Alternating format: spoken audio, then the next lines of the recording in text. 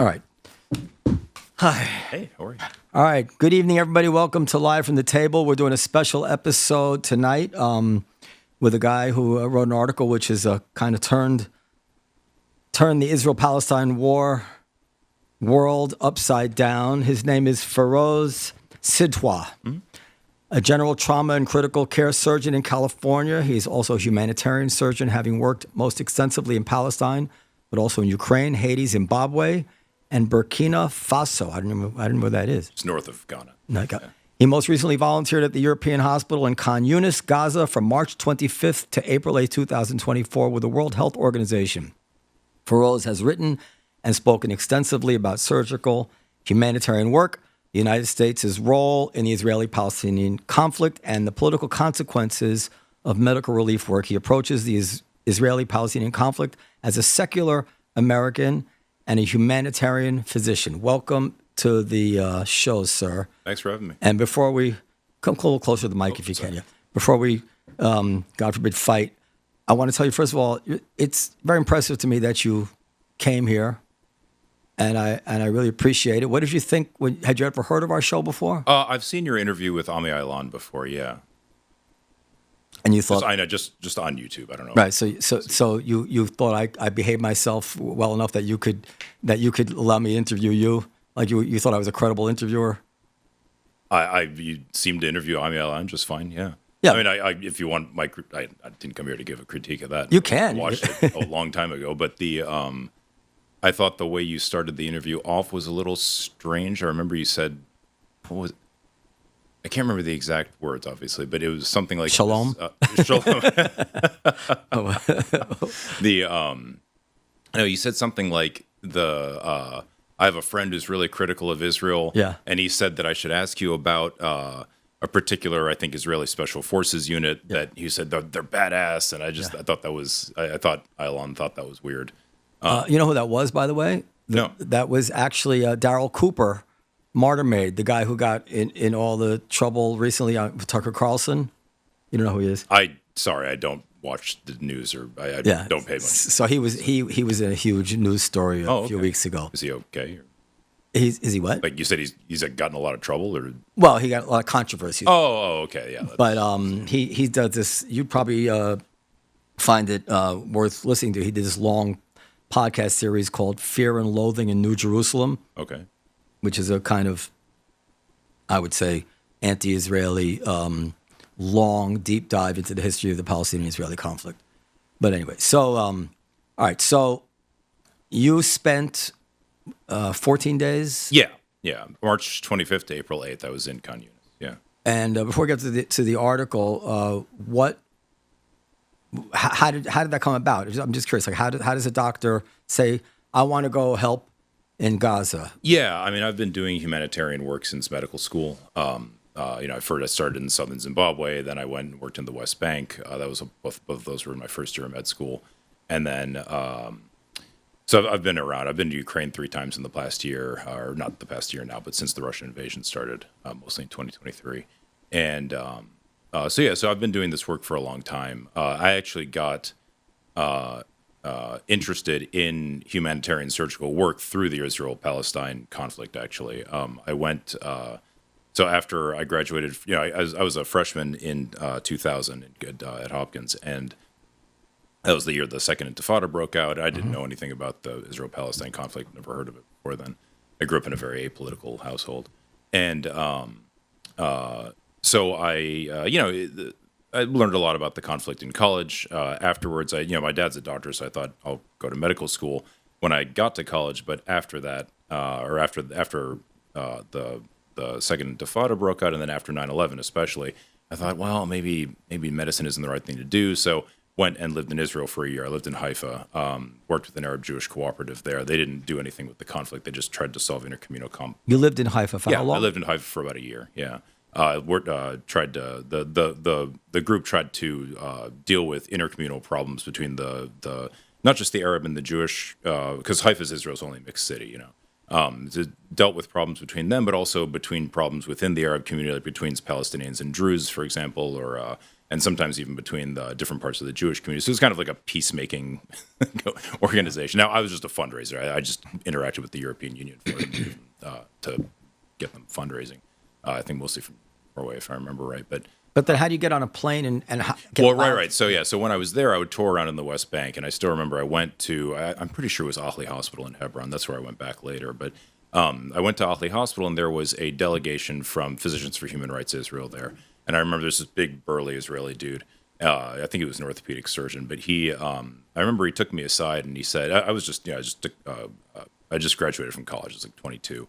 I hadn't gone to med school yet. And he said, if you would be a doctor the way he called them Arabs. He's like, the way these Arabs have to be doctors, then you should go to med school. If you look at them and they have to deal with the same shit that everybody else in the society deals with. They don't get special privileges. Maybe they have enough money to buy a used car or something, but it's not like their lives are great. They're not like U.S. and Israeli doctors where we're privileged, we've got money, we can do whatever we want. And he said, if you would live like them and be a doctor, then be a doctor. And, when I thought about it later, when I was deciding whether or not to go to med school, I didn't, for me, I'm never going to have to live like that because I'm not Palestine, I'm not in a third world country, but he was really, I really wish I could remember his name, but he was really an inspiration for me because he gave up a lot of social prestige, a lot of, probably a lot of money, I couldn't tell you, but probably a lot of money, to go and, because he could criticize Israeli policy of the occupation from his room if he wanted to, and he wouldn't get in trouble for it. But going into the territories, working with Palestinian doctors and surgeons, for an Israeli guy or an Israeli physician, I should say, to do that, it's going to be difficult. It's going to impose costs on his life, but he did it anyway. So I've always done the same thing, and I can't say I have any negative consequences on my life, maybe other than less free time from doing the work I do. Obviously nobody criticizes me when I go to Ukraine or anywhere else, but in the situation of Israel-Palestine, things are always controversial for some reason. So. But I still don't understand how you were able to get into Gaza. Like, so I got a call I got an email from the Society for Critical Care Medicine. They sent out a call for volunteers from the Palestinian American Medical Association, and so they liaise. It's like the way humanitarian sector stuff works is ridiculous. They liaised with the World Health Organization and organized a trip. So at that time, Rafah hadn't been taken by the Israeli military. So we flew to Cairo, went across the Sinai with all the stuff that we had brought with us, went in through the Rafah crossing. When we left on March 25th, and then the next team came in. We arrived on March 25th. We left on April 8th. The next team came in, I think, 2 or 3 weeks later. That's when the Rafah crossing was taken. So then after that, anybody who's allowed to go into Israel flies to Amman, Jordan first, and then goes over the Allenby Bridge into the West Bank, into Israel, and then over to, I think they pass through Kerem Shalom. So, and you risked your life in some way to do this, right? Yeah, in some ways. I mean, I think the Israeli military, or not the Israeli military, but the Israeli government probably tries not to kill American doctors while they're there. I think that would look pretty bad. They have killed. They killed relief workers. Well, they've killed. Yeah, journalists have been killed. Yeah. Not because they're targeted. I mean, you could say a worst case is worse, but at minimum, you're in a war zone, and they're not going to stop the war because there's an American doctor there. No, they won't. So that's for sure. There have been hospitals that have been attacked while Americans have been there, and blah blah blah. No, that there's no doubt about that. And it's scary while you're there. I mean, like the bombardment was like I was there during the Battle of Khan Yunis, so the bombardment of Khan Yunis was constant. The shooting was constant. It was kind of wild actually because I thought I got to leave the hospital and drive through Rafah and Khan Yunis and the Mawasi area probably on like April 5th or so, just 1 or 2 days before we left.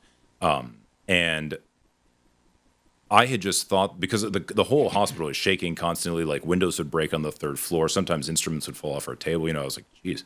I thought the bombs were like right outside. In other words, they were like 1.5 miles away. There's no real buildings near the hospital. And like when I lived in the West Bank, I lived with a Palestinian family across from Fawar refugee camp. Like Route 6 goes up and down the West Bank. I lived across the street from there.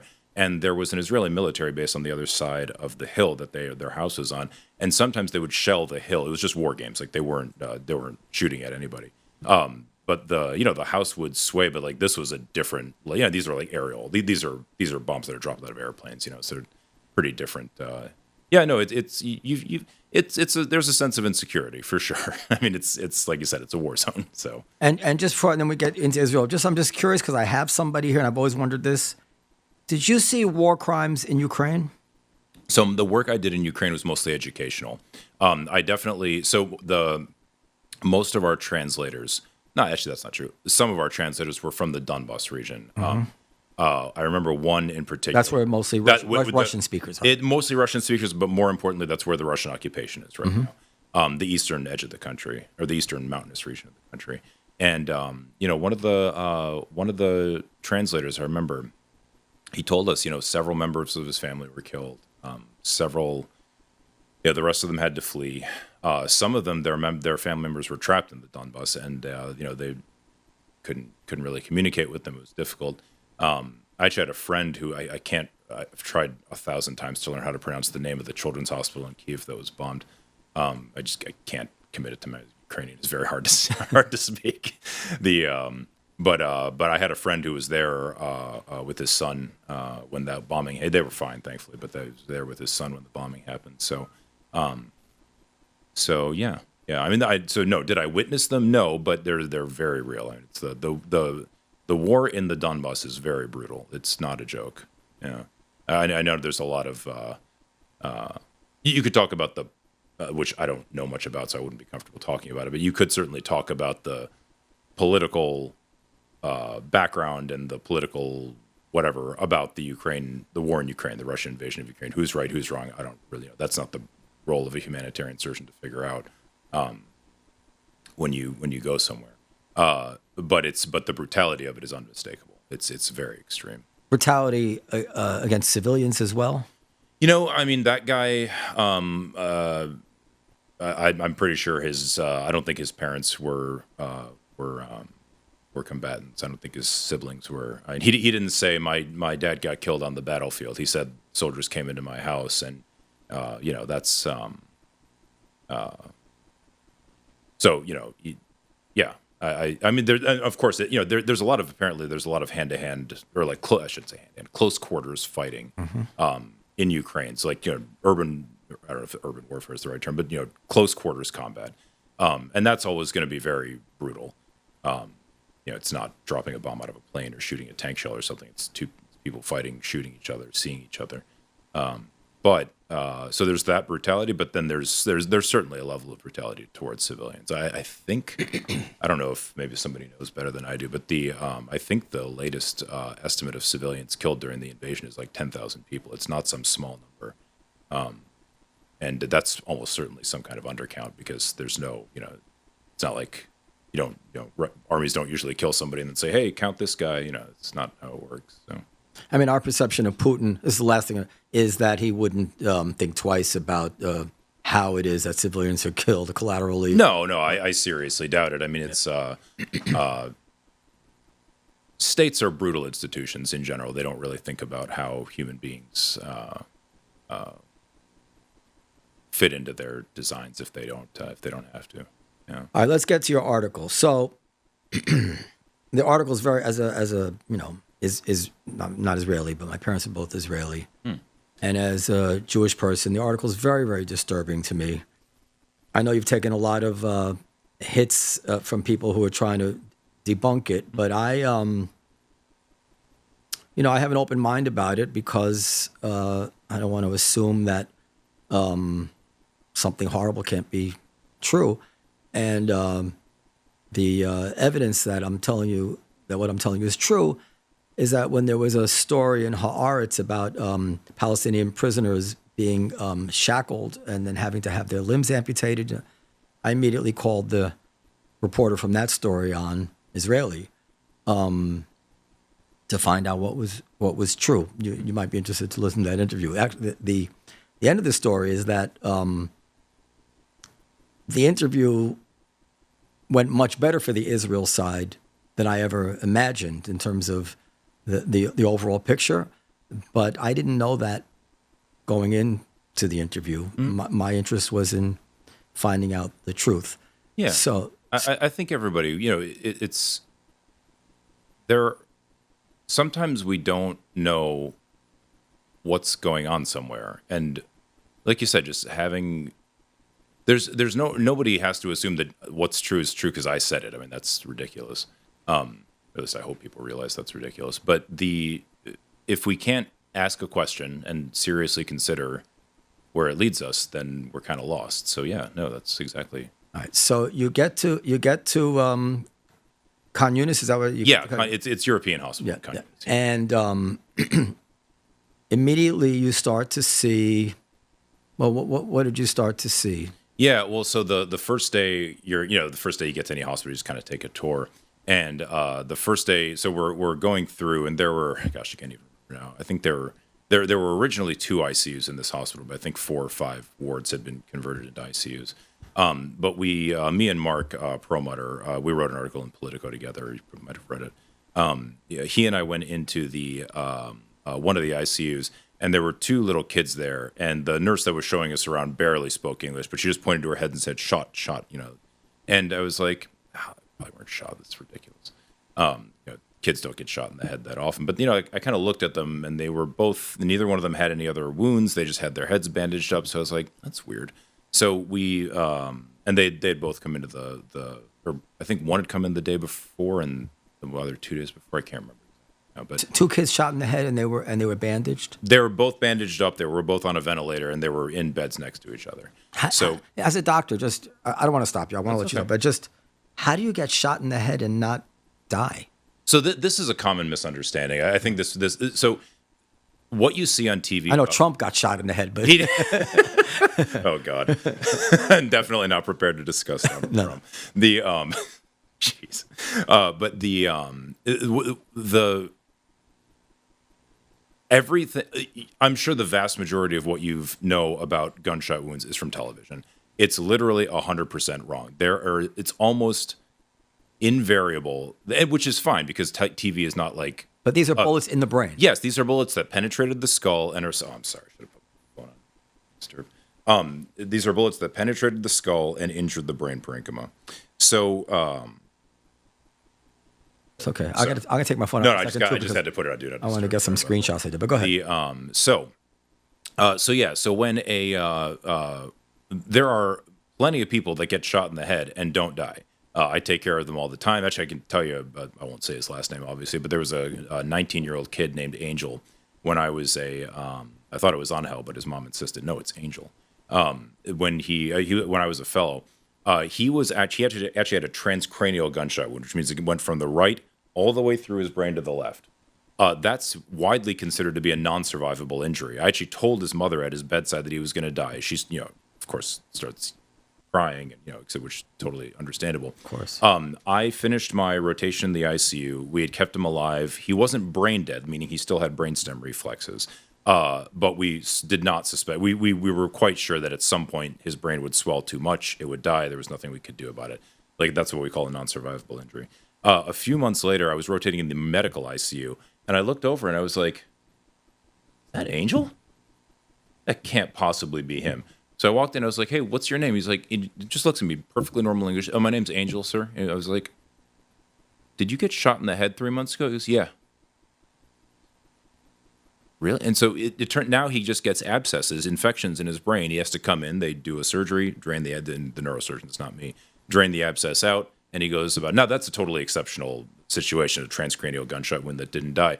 But this is a total misconception. On TV, everyone who gets shot in the head is just dead instantly. That's not the real world at all. So these 2 children were shot and they survived? They did not survive. No, they didn't both survive. died the next day. I'm sorry. Yeah, no, they were alive at the moment I saw them, but they went on to die. Okay. The deal in order to survive a significant gunshot wound to the head, you need a neurosurgeon available, which we did have at European Hospital, thankfully. And you need a huge variety of critical care facilities, and that's what European Hospital lacked at the time. But anyway, That's your first day there. You see two kids. yeah, this is my first day in the ICU, or I walk into the ICU. Just again, like I said, just taking a tour of the hospital, and I couldn't believe they'd been shot. It just because it's unusual to see that many kids shot in there. In that case, it was only two, but it's unusual to see two kids shot in the head next to each other. So I was sure they were injured in a bombing. It was just shrapnel, but I looked at their scans, and no, sure enough, both of them had bullets in their head, and I was just like, that is. The bullets were still in the head? Yeah, both of them. They still had the bullets. They're not they're not taken out. So that's no. So it depends. If you and again, I'm not a neurosurgeon, so I don't. Some poor neurosurgeon is going to scream into the screen while they're watching this. But bullets are removed from ventricles. So there's these two there's four, but there's fluid filled spaces right in the middle of your brain. If the bullet gets into that, they're usually removed, from what I understand, of neurosurgery, which is minimal because I don't do it. Other than that, though, when a bullet traverses the brain, the main problem that it causes is, it causes a skull fracture, but that's not lethal. When the bullet traverses the brain, it causes parenchymal damage. Doctors call the meat of any organ the parenchyma. So it causes parenchymal damage. It causes a lot of vascular injury because the brain's very well vascularized, lots of small arteries, lots of small veins. In addition to that, what it can cause is what's called a subdural hematoma, a large collection of blood between the brain and the skull. It's a little more complicated than that. It doesn't matter. So those are the two problems that you have. The brain injury is focused because it's a bullet, right? It's not if you get a bowling ball to the head, you get kind of a different situation. But so when you're over the next several days, the brain can swell. You can develop what are called pseudoaneurysms of the brain, where basically an artery has if this is the artery with the blood. People can see. But if this is an artery running like this, there'll be a hole on the side of the artery, and so the blood flow is still intact, but blood is leaking out, and it kind of goes around and comes back into the artery. But that space will get bigger and bigger and bigger and bigger, causing more brain damage. And sometimes they die from the swelling. Right, exactly, and eventually you can die. You can do what's called a craniectomy. You can relieve pressure on the skull, but oftentimes that won't be successful. It's because I want to we know John F. Kennedy, the bullet went in one side and out the other. Yeah. That's not normal, these high velocity. Oh, yeah. No. So just remember, there's plenty of people that get shot in the head that I never see because they're just dead on scene. Like I'm talking about in the United States, right? Like I live in. But what's more ordinary, for the bullet to go through the head or for the bullet to be lodged in the... What's more common with all gunshot wounds to the head? I honestly couldn't. Well, the kind of guns that they're using in the Army. So again, it depends. I mean, like if you're I'm no kind of weaponry or ballistics expert, but if you're far enough away from a target that the bullet can lose enough velocity, meaning enough kinetic energy, that the only kinetic energy it has left is enough to penetrate the skull and stop in the brain, then that's what it's going to do. But how common is that with all gunshot wounds in a war zone? I really no. But if you're that far, I don't want to. No. There's so many little pathways, and I really wanted to get to the timeline. But this is common sense speaking, not and common sense can be wrong. If you're that far away that the bullet peters out, as it were, in the middle of the skull, aren't you pretty far away in terms of somebody interpreting the fact that this was a precisely aimed shot? You're at the limit. You're at the limit of the range of the gun. You might. That's entirely. Again, like I said, I don't know much about weaponeering. And I have a pistol license, but I don't. I certainly can't say I'm an expert sniper or something like that. If I shoot you a point blank range, it's going through your head. Almost certainly. Yeah. But now again, like think about with a 22, it actually might not. With a 22 millimeter. But these aren't 22. No, of course not. Of course, but you're saying you asked if I shoot you a point blank range. My point is, it depends. It really depends. It depends on the gun that was used. It depends on what. Think about it this way: what if it went through a cinder block beforehand? Well, and now obviously you couldn't talk about it being a deliberate thing because it went through a wall, or at least it's hard to imagine how it could have still been deliberate. Or would stay on a trajectory true. Right, exactly. So you just wouldn't. You can't make such claims, obviously. But I mean, like sniper rifles are designed to be used at distance. Drones shoot things at distance. I mean, I saw plenty of people with bullets still in their chest and abdomen as well. It's the chest and abdomen are much softer than the skull. Yeah. They have less stopping power, at least I would imagine. Again, I'm not some expert in that area, All right. but Let's only reason I want to move on because I don't know really what I'm talking about. It's just So that's the first day. And then take us through the next few days. I couldn't tell you day by day. I did keep a journal when I was there, but I couldn't tell you day by day. But off the top of my head.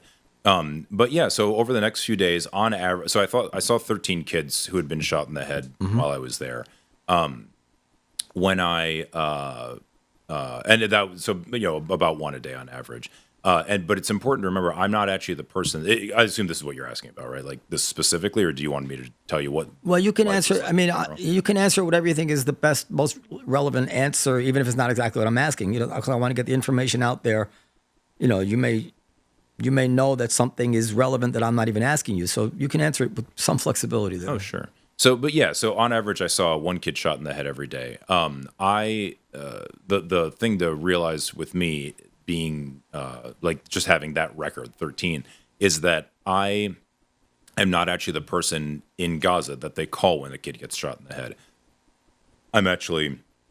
They don't really understand what a trauma surgeon is over there because they work more in like a British style system, and in Britain the orthopedic surgeon is actually the trauma surgeon. Not like my role in the United States is to stop someone from bleeding to death and then to manage all critical care issues that arise with a trauma patient. So brain injuries, cardiac problems, whatever it might be.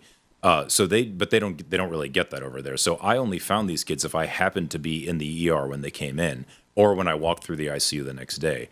That means that basically anybody who came into the ER when I wasn't there and was dead, because again, like you said, lots of bullets might have traversed the entire brain. Very often, I'm sure these kids died who were dead on arrival or dead before they even got to the hospital. They would have just been sent directly to the morgue, and I never would have seen them. Right. So, on average, one a day. That's what I personally saw. I certainly can't attest that that's universal. All right. So this is. Listen, I'll be very honest. As I'm meeting you, you seem to me as about as credible a person as I can meet. And yet I have questions I'd ask him, and maybe there's perfectly good explanation. Feel free, please. Yeah. So, I was doing research on this, and so this is April 8th. Mm-hmm. This is right after you left. Mm-hmm. You tweeted, I just left Gaza, driving across the Sinai now. The horrors I saw at Gaza European Hospital are nearly indescribable, and I want to emphasize that I was in the safer and better off area of the Strip. I have seen teenagers who look like they came out of Auschwitz, young children. You know what? I didn't take the rest of this tweet, but you didn't mention the kids shot in the head here, 13 kids shot in the head, and you posted a picture of kid who looks like he's starving. Picture that you took. Yeah, that's Rafiq Hariri. Yeah. Yeah. So the first question is, if you saw 13 kids shot in the head, why is he tweeting about the starving kid? And if he's taking pictures of the war crimes, why are no pictures of the kids that you saw shot in the head? That would, why aren't you documenting the war crimes and announcing them to the world? We know the kids were starving. We'd seen that many places. Or actually, we don't know the kids were starving. But we'd seen many pictures like this of children who looked like they were starving. But we never knew that kids were being shot in the head. But you didn't mention it. Yeah, why I tweeted that while driving across the Sinai, I couldn't tell you why I specifically didn't choose to point out that I'd seen kids shot in the head. I'd also seen a lot of kids burned to death. Yeah, but not set on fire. What do you mean? Meaning they burned because there were fires, but you were accusing the Israeli soldiers of murdering these kids by shooting them in the head intentionally, right? That's your accusation. Well, I can't attest that I'm a doctor, right? I'm sitting in the hospital waiting for people. Not every, but a good amount. Yeah, well, right. So sorry, let me just finish the thought. So I'm a doctor. I'm sitting in the hospital, right? I am not a war crimes investigator. And even if I had been outside and saw a kid get shot, I would have no idea how it happened. That's not within my ability to. I can't judge any individual instance and say, obviously, this child was shot on purpose. But So this is why I wanted to investigate what other physicians saw in Gaza. I can't remember the exact number of how many people in the it's in the article. How many of the 65 that we talked to actually saw kids shot in the head on a regular Well, basis? I don't want to get to the people you spoke to yet, because the people you spoke to, I can't cross-examine them based on what they saw. But this is what I'm saying. The reason that I put this information together is precisely because maybe, like when I think I mentioned at the beginning of the article, when I left European Hospital, I thought that, in my mind, the way I just conceived of this was that there must just be some particularly sadistic soldier near the hospital. That's why I'm seeing all these kids. And then I went to a conference and I sat next to another doctor, an emergency room doctor, who had been at Nasser Medical Complex on the other side. So if it's a sadistic soldier, then you are presuming it was on purpose. That was my way of saying how I saw this many kids shot in the head, because that just didn't. It was definitely like in my mind. It was sticking in my. I was like, how did this happen? So it is tough for me to understand that if you saw 13 kids shot by a soldier, that when you were tweeting, and then you also wrote an article about it, like a couple days later, and you only mentioned 2 kids, one shot in the head and one shot in the chest. Mm-hmm. You didn't mention the other 11 kids. Is that the Common Dreams article? Is that the what? Is that the article on Common Dreams or what? Yeah. Okay. I looked tooth and nail to find this number. You did an interview with Amy Goodman. You wrote the Common Dreams. You tweeted. No evidence of this 13 kids shot. Well, if you'd like to reach out to Louisa Lovelock, she's a Washington Post journalist. You can ask her for the journal that I gave her, so you don't think I'm making it up or something. So Feroze did send me a letter that was written to Miss Louisa Lovelock at the Washington Post, which purports to be a version of his journal rewritten in layman's terms. The journal describes his first day at the ICU in Gaza, where he witnessed 4 children shot in the head. And the journal does indeed notate 13 children in all that he saw shot in the head. Feroze also calls my attention to a letter to CBS on July 6th, where he said he couldn't believe the number of children who were shot in the head. And August 3rd, Ralph Nader Radio Hour, where he mentioned seeing 13 children shot in the head. And 2 other YouTube interviews that he did, where he said, quite literally, every day I was there, I saw a child shot in the head. And Feroze called my attention to the fact that it's a slight exaggeration. It was 13 kids in 14 days. But I'm just saying, it's if I saw 13 kids shot. So let me put it this way. So let me. If you write an article and say you saw 2 kids shot, but you saw 13, I don't understand that. Why would you say 2? Why'd you leave the other 11 out? Can you show me the Common Dreams article? I don't. Yeah. Whatever. So I'm pretty sure. So Common Dreams. We walked through the wards immediately, found evidence of horrifying violence, deliberately directed at civilians. Mm-hmm. So this is, you immediately. That's a clear statement. Yeah, but earlier you said you couldn't draw any conclusions from what you saw. But you said no. Hold on, Norm.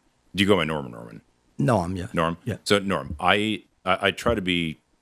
I want to be clear. I don't want people to think that I'm being loose with facts or the truth or whatever.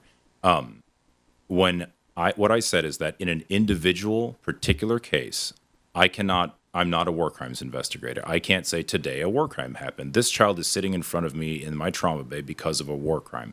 That's not something I can do. But what we saw was... That's what the article says. No, that is not what the article says. The term, what you just read to me is evidence of violence being deliberately directed at children. That is true. A pattern emerged of seeing this many kids shot in the head. It is hard for me to believe that a pattern, and again, this is, like I was trying to say before, this is why I tried to get information from other people, because when I talked to that doctor, and he also said that he had seen a kid shot in the head almost every day, what I wanted to figure out was this something that was widely seen, or was it just 2 people? I don't know the vast majority of the people in that article, and that's why I investigated further. Why? But Norman, I get what you're saying. So let me read. You guys, read. Yeah, go for it. A 3-year-old boy shot in the head. A 12-year-old girl shot through the chest. Mm-hmm. An ICU nurse shot through the abdomen. All by some of the best trained marksmen in the world. Now, I don't know why you think the reservists called up in Israel in Gaza are the best trained marksmen in the world, but every square inch of the hospital floor is taken up by makeshifts. So that's about the people who were shot there. Then Amy Goodman, also late April 11th, said, it's not believable the best trained marksman in the world accidentally shot a 3-year-old boy in the head and a 2-year-old girl twice in the head. So that's a little different than the I think that's Mark Perlmutter talking about me, but no, it's you. And then I'm. Oh no, you're right. You're right. Yeah, it's you. Yeah, that's. And then in the open letter that you and Perlmutter wrote, that me and 98 other of human healthcare workers wrote. Yes. Oh, I thought it was just you guys. Okay. Well, I guess I've written a lot of open letters. It says on March 25th, the two of us, an orthopedic surgeon and a trauma surgeon, traveled to Gaza Strip. Okay. Is that the Common Dreams letter? This is I don't know where it is. It's on. He tweeted it and you retweeted it, I believe. Okay. And it also talks about seeing 2 children, not 13. Yeah, I don't know that we were trying to summarize our experience. I think we were trying to. So again, it's kind of hard for me to respond. These are things I wrote like 6 months ago. But if you would like me to, I don't. You can if you want, because I don't want to be unfair to you. God forbid. Well, yeah, no, but I mean, like Mark and I were in Gaza together, and when we left, and what we had seen was pretty shocking. Right, we walked through the wars and immediately found out. Yeah, this is the same thing. This is. Yeah, that's a letter that we wrote to Common Dreams. Yeah. It was a cri de coeur. It wasn't meant to be a. What? I don't know that phrase. It's a cry of the heart. It's a. It wasn't meant to be a comprehensive. Cataloging of what we saw. That's what the Times article is. But so if you, again, you know what? Call Louisa Lovelock. She works in Jerusalem. I'm pretty sure as the Washington Post or some sort of Washington Post journalist in Jerusalem. She emailed me. But wouldn't you on that Amy Goodman interview with all that time say, no, Amy, it was 13 kids. We didn't just see the one kid I'm describing and the one kid shot in the chest. We saw more than a dozen kids shot through the head. Okay, I've done lots of interviews where I'm pretty sure I've said that I've seen it, that I saw a kid shot in the head every day. Okay, well, you know what? Before I post this, I'll give you the chance to send me that because if you did, then you're right? If you did, then you're right, and we can do it. You can send it to me tomorrow or tonight. I made a good faith. No, I don't, Norman. I don't think anything you're saying is in bad faith. Yeah. There are. You got to talk in the mic. Oh, sorry. Sorry, I was getting paper. The just because I want to write it down because to forget. Let's see how good I am in the studio. All right, so I'll let you do that. So, but but what I want to point out is there are. It's important to establish these things. Like I don't want you to think that I'm like going to be offended by you asking, like, can you show that this is consistent with what you've said before? Because that's what you're asking, right? So yeah, no problem. Let me send you interviews where I said number of kids. I don't think I've said it anywhere until after Louisa asked me how many kids exactly did you see shot in the head, and I said I don't know. So I went through my journal, and it turned out to be 13. I know. Now, next question that comes to mind is I'm trying to let's take for the sake of argument that you did see 13. I'm going to accept it. First question that comes to my mind is: all right, this is a war zone. Mm-hmm. What would be the number of? It's horrific to talk about this stuff in a matter-of-fact way. I feel myself even having a little emotional response. Yeah. God forbid anybody thinks that I. The question you're going to ask is, what would be the expected number of children to see shot? I get that. Especially in a country or a territory where half the kids are children, right? And they're fighting a war. So, for instance, I looked up in Chicago. That's not a war zone. That's just a bad neighborhood. Mm-hmm. In 1 year. It's from CBS News. 43 children younger than 13. I'm sorry, 276 children 16 or younger, and 43 preteens were shot. I'm not sure killed or shot. I don't know, but have been shot. Mm-hmm. So that immediately makes a little difference. Say, well, if if 43 kids are shot in Chicago, in a bad neighborhood in Chicago, how many, obviously kids are going to get shot in a war. Nobody doubts that. Nobody doubts that. Right, children but to will get understand shot. to understand whether it's evidence, as you say, a pattern of not just misbehavior, but of murder, of criminal murder. You have to start with some estimation of what the control group would be. This is what we would expect. I agree with you. So did you give some thought to that? Yeah. So, like I said, I want to emphasize that you keep saying that it's because I saw 13 kids. That's not the issue at all. Like I said, one person's observations in one limited space in one limited period of time. And then you spoke to other doctors. Right. That's the issue.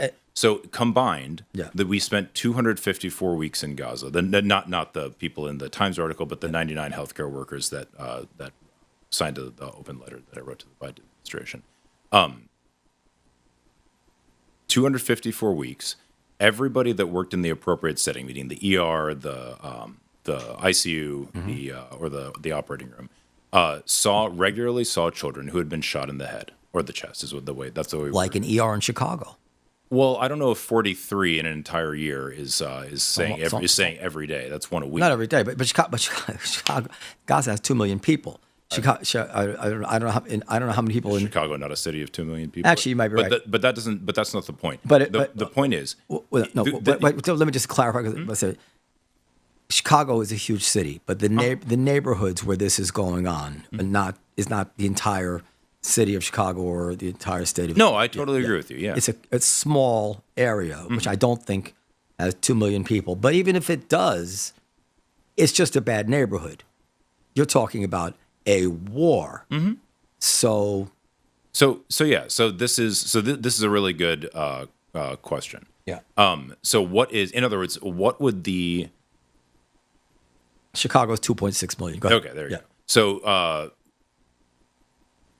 the question is, how do we know that this is unusual, or not even unusual? That's not accurate. The question is, how do we know that this is evidence of intentionality or criminality? Right?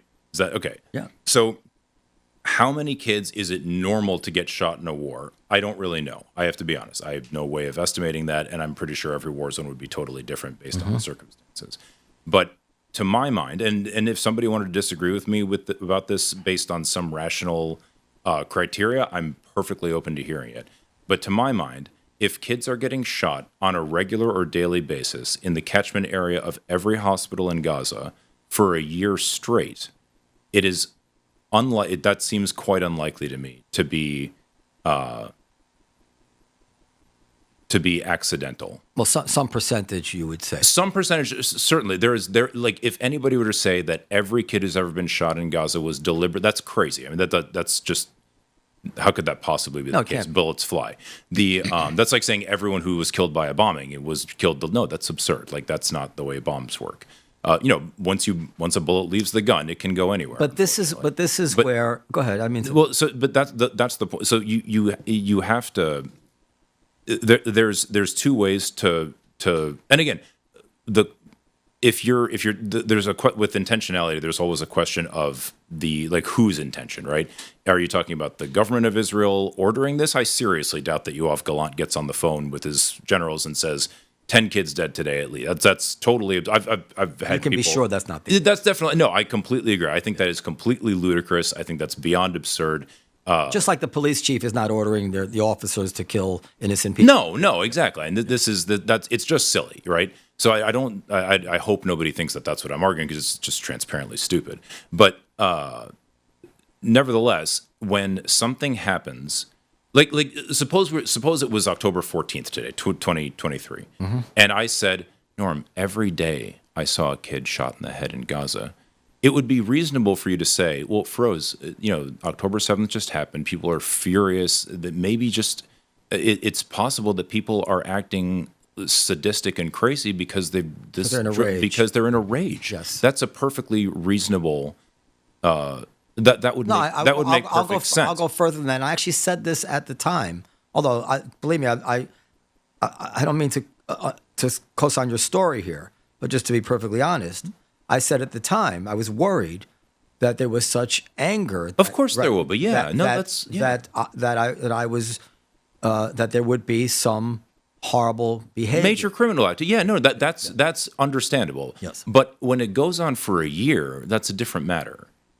I mean, it's not like you can't claim that. I mean, of course, Israelis are still traumatized by October 7th, but if that's the case, then no. Over the course of the year, you have brand new things like shooting 6 hostages or however many hostages were shot in the head. I mean, there's various things that go on which fill people with rage, and just the fighting of war on both sides is such a psychologically traumatic, mental breaking absolutely experience, as we know that people go rogue, right? Yeah. No, so 100% some number agree. is going to be that, right? I totally agree. With some you, number is but- going to be crossfire, and some number will be murders. And now Right. you say you're a nonpartisan, non-agenda guy, but that would be the I've used this word a lot lately. That would be the soulful deliberation that I would want from somebody to write about who experienced what you experienced, to try to really get to say, okay, some of this is murder, some of this is crossfire, some of this is people who've snapped. So again, as a physician, I can't possibly tell you who snapped. But can I add one other thing into the mix? Yeah. Because you also written, and this is very important to me, that Hamas is not maximizing, has no, to quote, as far as Hamas, quote, maximizing civilian deaths as a strategy, that is absolutely false. Now, the Wall Street Journal had excerpts of Sinwar talking about how he was happy to have all the martyrs, and it doesn't matter 10,000 or 100,000, he's okay with it. And the only way we get in the headlines is through blood. Yeah, he's not wrong about that. And then, of course, we know this famous video. I can play it. I should play it, of saying we don't build bomb shelters. We have, the tunnels are for us. Actually, can you play that? I don't know if you've ever I've seen it. I know let's what play it it is. anyway, Yeah. just to Go get for it. it. It's fine. Yeah. Yeah, you can just play it. Go ahead. Short. On the bottom left, there's a play. Oh, yeah, sorry.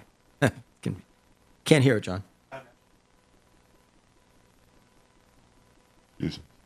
No volume. It's subtitled. It's okay. John? نحن شيدنا Start it over, okay? Okay. البعض يتساءل وهذا سؤال رائع many people are asking. وشائع يعني من قام you have بتشييد built 500 500 كيلومتر من kilometers of الأنفاق tunnels, لماذا لم why haven't يشيد you built bomb مآوي يلجأ shelters إليها where المدنيون خلال civilians can القصف؟ hide during نحن bombardments? شيدنا We الأنفاق have built the tunnels لأنه لا نملك because we have no ما other ندفع way of به protecting ourselves from عن being أنفسنا targeted من and killed. القتل والاستهداف. هذه الأنفاق These tunnels من are meant أجل to protect أن نحمي us أنفسنا from the من airplanes. الطائرات. نحمي We are مقاتلين fighting من from inside the من tunnels. أما القطاع Everybody knows that 75% of the people in the Gaza Strip are بأنه refugees, 75% منه لاجئين. واللاجئين and هو it is the responsibility of the United Nations to protect them. مسؤولية الاحتلال According to the Geneva بأن Convention, يقدم it is the كل responsibility of the طبعاً occupation اتفاقية جنيف الدولية أن to يقدم provide them كل with all the خدماتهم services as تحت long as they are الاحتلال. under occupation. All right, leaving aside we can debate whether occupied or not. So you have a very, very clear picture in Sinwar's own words, Yeah, no, this that's- guy's words, that having their own people die. I mean, what else is their strategy? Well, he did. Okay. So if we're going to analyze Yahya Sinwar, which I think is a waste of everyone's time. Hamas. But hold on. If you're going to be, I certainly don't, like you just said, you don't want to co-sign the peace. I certainly do not want to be put in the position of defending Hamas. Hamas is. But you are defending them when you say No. it's absolutely false that they target civilians. Look, so Hamas. That they maximize civilian deaths. So the question is it true? Yeah. Yeah, the question is it true? So so that's a question that has to actually be asked and answered. That is not actually what he said there. Is what he said is he didn't say I want all the people in Gaza to die so that Israel looks bad, or that Feroze will write a New York Times article. That's not what he said at all. He said it is the responsibility of the occupation not to kill them and to provide them with services, and it's the responsibility of the United Nations to protect them as refugees. Okay. Now I don't. Dude, that's disingenuous. Am I not quoting him exactly? What You're quoting him exactly, but obviously, to say we have 300 miles of tunnels, we use them to protect ourselves. Meaning to fight the Israelis, Yeah. yes. No, he actually says it. He says to protect us. ourselves Yeah. from the airplanes, Yes. which means to And- fight the Israelis, yes.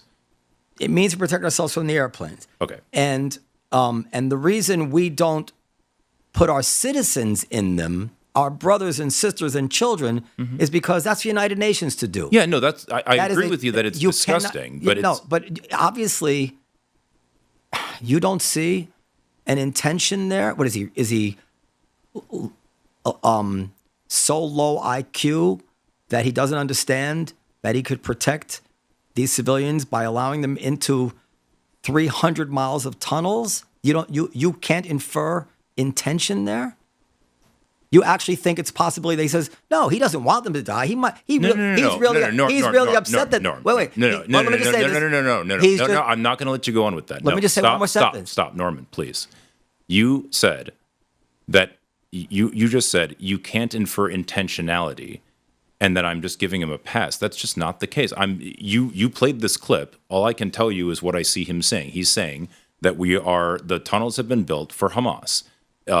Not for our citizens. Not for our citizens, which is, and it sounds accurate. It doesn't sound nice to me. Like I'm not. What would be reasons that he wouldn't let the citizens in other than he wants them to die? What would be, so how does To say it's not my responsibility, so I'm not letting them in. My own people. right? So I'm in charge. Okay, yeah, no. So again, I don't have access to Yahya Sinwar's internal. That wasn't documents or Sinwar, but that was Oh, whoever that was. Yeah, Sorry, yeah. That dude. I don't have access to him, but or Sinwar or any of these other people, obviously. But I can think of lots of reasons. So number one, the Palestinian population is shot through with Fatah sympathizers who have been at war with the Hamas government ever since 2006 and 7. So he wants them to die? He probably does. Fatah and Hamas are at each other's throats. Those are civilians. I totally agree with you. But are you?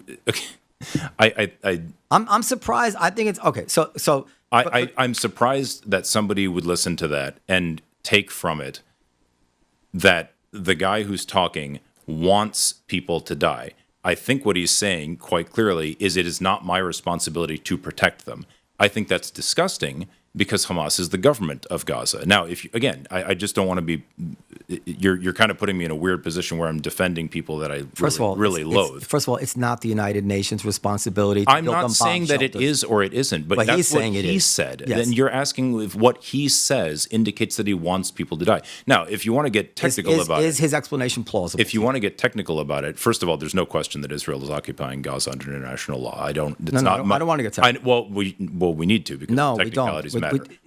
My opinion on it is not relevant, and your opinion is not relevant on it because the International Court of Justice decided that that's what the situation. It's not relevant to our conversation. It is relevant because in actuality, it is correct to say that if an occupying power has an obligation But to protect Gaza's the not civilian. occupied. But I don't want to get into that. Norm, okay.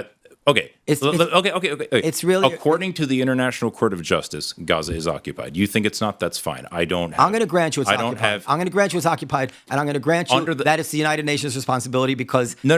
Well, you're missing the point. Then, if Gaza is occupied, then under the laws of war, under the Hague Conventions and many other things, then it is the responsibility of the occupying power to protect the civilian population. but they're not doing it, right? That's and exactly. There you go. So then ask him, Israel's not doing it, sir, but you have Dude, all I these don't tunnels. know if they went on with more questions there. You're only playing 50 seconds because that's all the NMR I put up. So let me continue. Let me continue. So No. But we have to be clear about this. I am not saying that Hamas does or doesn't do anything based on this thing right here. 50 seconds of airtime is fine. But again, the question is But you have said it's absolutely untrue that Hamas is trying to maximize civilian. It's absolutely false. But let me just say, the New York Times, which obviously you have to stand by its fact checking because if you want to say the New York Times doesn't fact check properly, that undercuts. I didn't say that. Well, anyway, I thought you said somewhere that this story had been fact checked. I did say that. I said this story was probably fact checked more than any other. That's my guess. Okay, so then, except not as much as Trump as being a Russian spy. Anyway, that's a snide remark. Anyway, New York Times wrote. Thousands have been killed in Gaza with entire families wiped out. Israeli airstrikes have reduced Palestinian neighborhoods to expanses of rubble while doctors treat screaming children in darkened hospitals with no anesthesia. Across the Middle East, fear has spread over the possible outbreak of a broader regional war. But in the bloody arithmetic of Hamas's leaders, the carnage is not the regrettable outcome of a big miscalculation. Quite the opposite, they say. It is the necessary cost of a great accomplishment, the shattering of the status quo and the opening of a new, more volatile chapter in the fight against Israel. The Wall Street Journal... Well, let's take one quote. No, let me put them to... Okay, short. go for it. The Wall Street Journal that found Sidhwa's letters or documents, whatever. In an April 11th letter to Hamas political leader Ismail Haniyeh, after 3 of Haniyeh's adult sons were killed by an Israeli airstrike, Sidhwa wrote that their deaths and those of other Palestinians would infuse life into the veins of this nation, prompting it to rise to its glory and honor. And there's other things. I mean, there's been all sorts of... I'm not. Say it again, their deaths will infuse life into the struggle. The veins of this nation. Another thing, in 2018, Sidhwa said, "We make headlines only with blood." Mm-hmm. So there's multiple... Let's take them. Can I take each one in turn? But let me make the point first. Mm-hmm. There's multiple statements, and by the way, there's also on Arabic TV, we've seen translation, but there's multiple statements. When asked about the blood, they say, "Yes, this is how we this is how we get in the headlines. This is," and there was some other quote where someone said, "I don't care if it's 10,000 or 100,000, it would be worth it." Mm-hmm. And not a single, as far as we can see, finger lifted to protect the civilians. We know that, we'll have it here, that the evidence examined by the New York Times suggests Hamas used the hospitals for cover, stored weapons inside, maintained a hardened tunnel beneath the complex that was supplied with water, powering air conditioning. Wait, which complex? Shifa? Al-Shifa, okay. I think, yeah. So who? Okay, that's the New York Times. That is the New York Times. Yes. Yeah. Al-Shifa's valued military target was not immediately clear in the days after the raid, but evidence examined by the New York Times suggests Hamas used the hospital for cover. New York Times, unwilling to be human shields, some Gazans turned gunmen away from the shelters. These are interviews the New York Times did with people who were in the shelters, saying they're chasing out the Hamas because Hamas will draw fire. Okay, good. So just think about that for a second. If I'm going to let me get to my question. And okay, go for it. You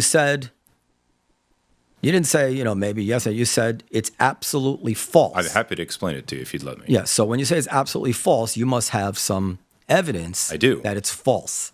Yeah, that it's absolutely false. So what's that? So So first of all, you said a whole bunch there, so we're going to go back through it. But I'm presenting my side. You don't need to address my evidence. You just need to show me the evidence that it's absolutely false. I do. Well, so Norman, you're I didn't really know much about you when I came on, but I'm guessing just like you described yourself as being a pro-Israel person. That's cool. I'm pro-truth. No, exactly. I sorry, I didn't mean to imply otherwise. What I was going to say is that because of that, you probably have a pro-Israel audience. And so the evidence that you're... not by the comment. No. Sorry. That's pretty funny. But people who, let me say it differently. People who will trust you will probably also look at that kind of at the evidence that you're presenting and say, yeah, what Norm's saying is right. So allow me to go through it and just talk about it because it's important. But can't you just tell me what? But yes, you, I will. And then I will get to the evidence. You wrote it's absolutely false. False. You wrote it's absolutely false without ever hearing my side of it. So you don't need my side of it. Just tell me why it's absolutely false, and maybe that'll satisfy me, and I'll withdraw it and say, you know what, forget about the other stuff. He was right. He proved it's absolutely false. Okay, fair enough. So I'll give you the evidence for it first, and then I'll go back through what you said. Yeah. So there are several. So. Human Rights Watch and Amnesty International and the National Lawyers Guild, all three, have investigated the question of whether or not Hamas uses human shields when they are engaged in war. But you know that I know about that. They're using a very technical legal definition of human shields. I don't remember what it is. I debated this with Finkelstein. Even Finkelstein had to admit it. But the Hamas is putting itself in civilian neighborhoods. And by not providing bomb shelters for that is not necessarily human shields. In other words, human shields is an imprecise kind of layman. So let me break in here and give a little explanation of the legal point that we're debating here. I'm going to read from a question and answer doc on Amnesty International's website from July of 2014. The question is, the Israeli authorities claim that Hamas and Palestinian armed groups use Palestinian civilians in Gaza as human shields. Does Amnesty International have any evidence that this has occurred during the current hostilities? And here's the answer. Amnesty International is monitoring and investigating such reports, but does not have evidence at this point that Palestinian civilians have been intentionally used by Hamas or Palestinian armed groups during the current hostilities to shield specific locations or military personnel or equipment from Israeli attacks. In previous conflicts, Amnesty International has documented that Palestinian armed groups have stored munitions in and fired indiscriminate rockets from residential areas in the Gaza Strip in violation of international humanitarian law. Reports have also emerged during the current conflict of Hamas urging residents to ignore Israeli warnings to evacuate. However, these calls may have been motivated by a desire to minimize panic and displacement. In any case, such statements are not the same as directing specific civilians to remain in their homes as human shields for fighters, munitions, or military equipment.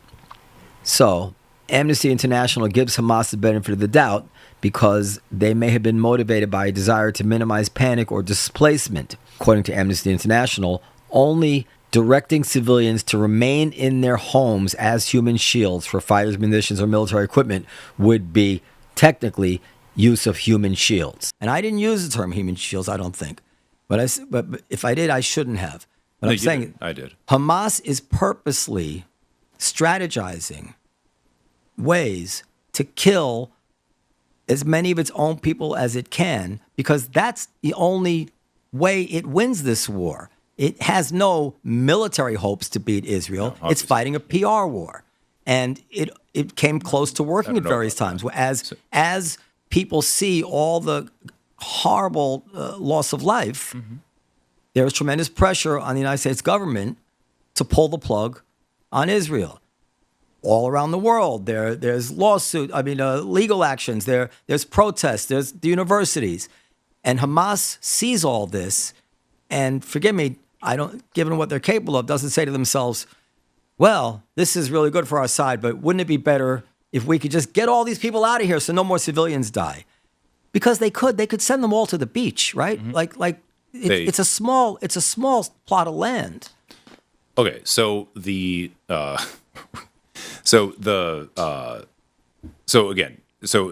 yes, Amnesty International and Human Rights Watch discussed the question of whether Hamas uses human shields. If you want to read the more technical legal parts of it, the National Lawyers Guild report on this. Feroze emailed me that the National Lawyers Guild report that he referred to actually did not make a determination of whether or not Hamas used human shields, but it does have another definition of human shields as a legal matter. Says it is a well-established principle that individuals may not be coerced into supporting a belligerent. The legal principle requiring distinction between civilians and combatants prohibits the use of civilians as human shields. Article 27 of the Fourth Geneva Convention states that civilians who find themselves in the hands of one of the parties are entitled in all circumstances to respect. They shall at all times be humanely treated and shall be protected especially against all acts of violence or threats thereof. Article 28 of the Convention expressly prohibits the use of civilians as human shields by placing them alongside soldiers or military facilities with the hopes of attaining immunity from attack. The official commentary to the Convention refers to this practice as cruel and barbaric.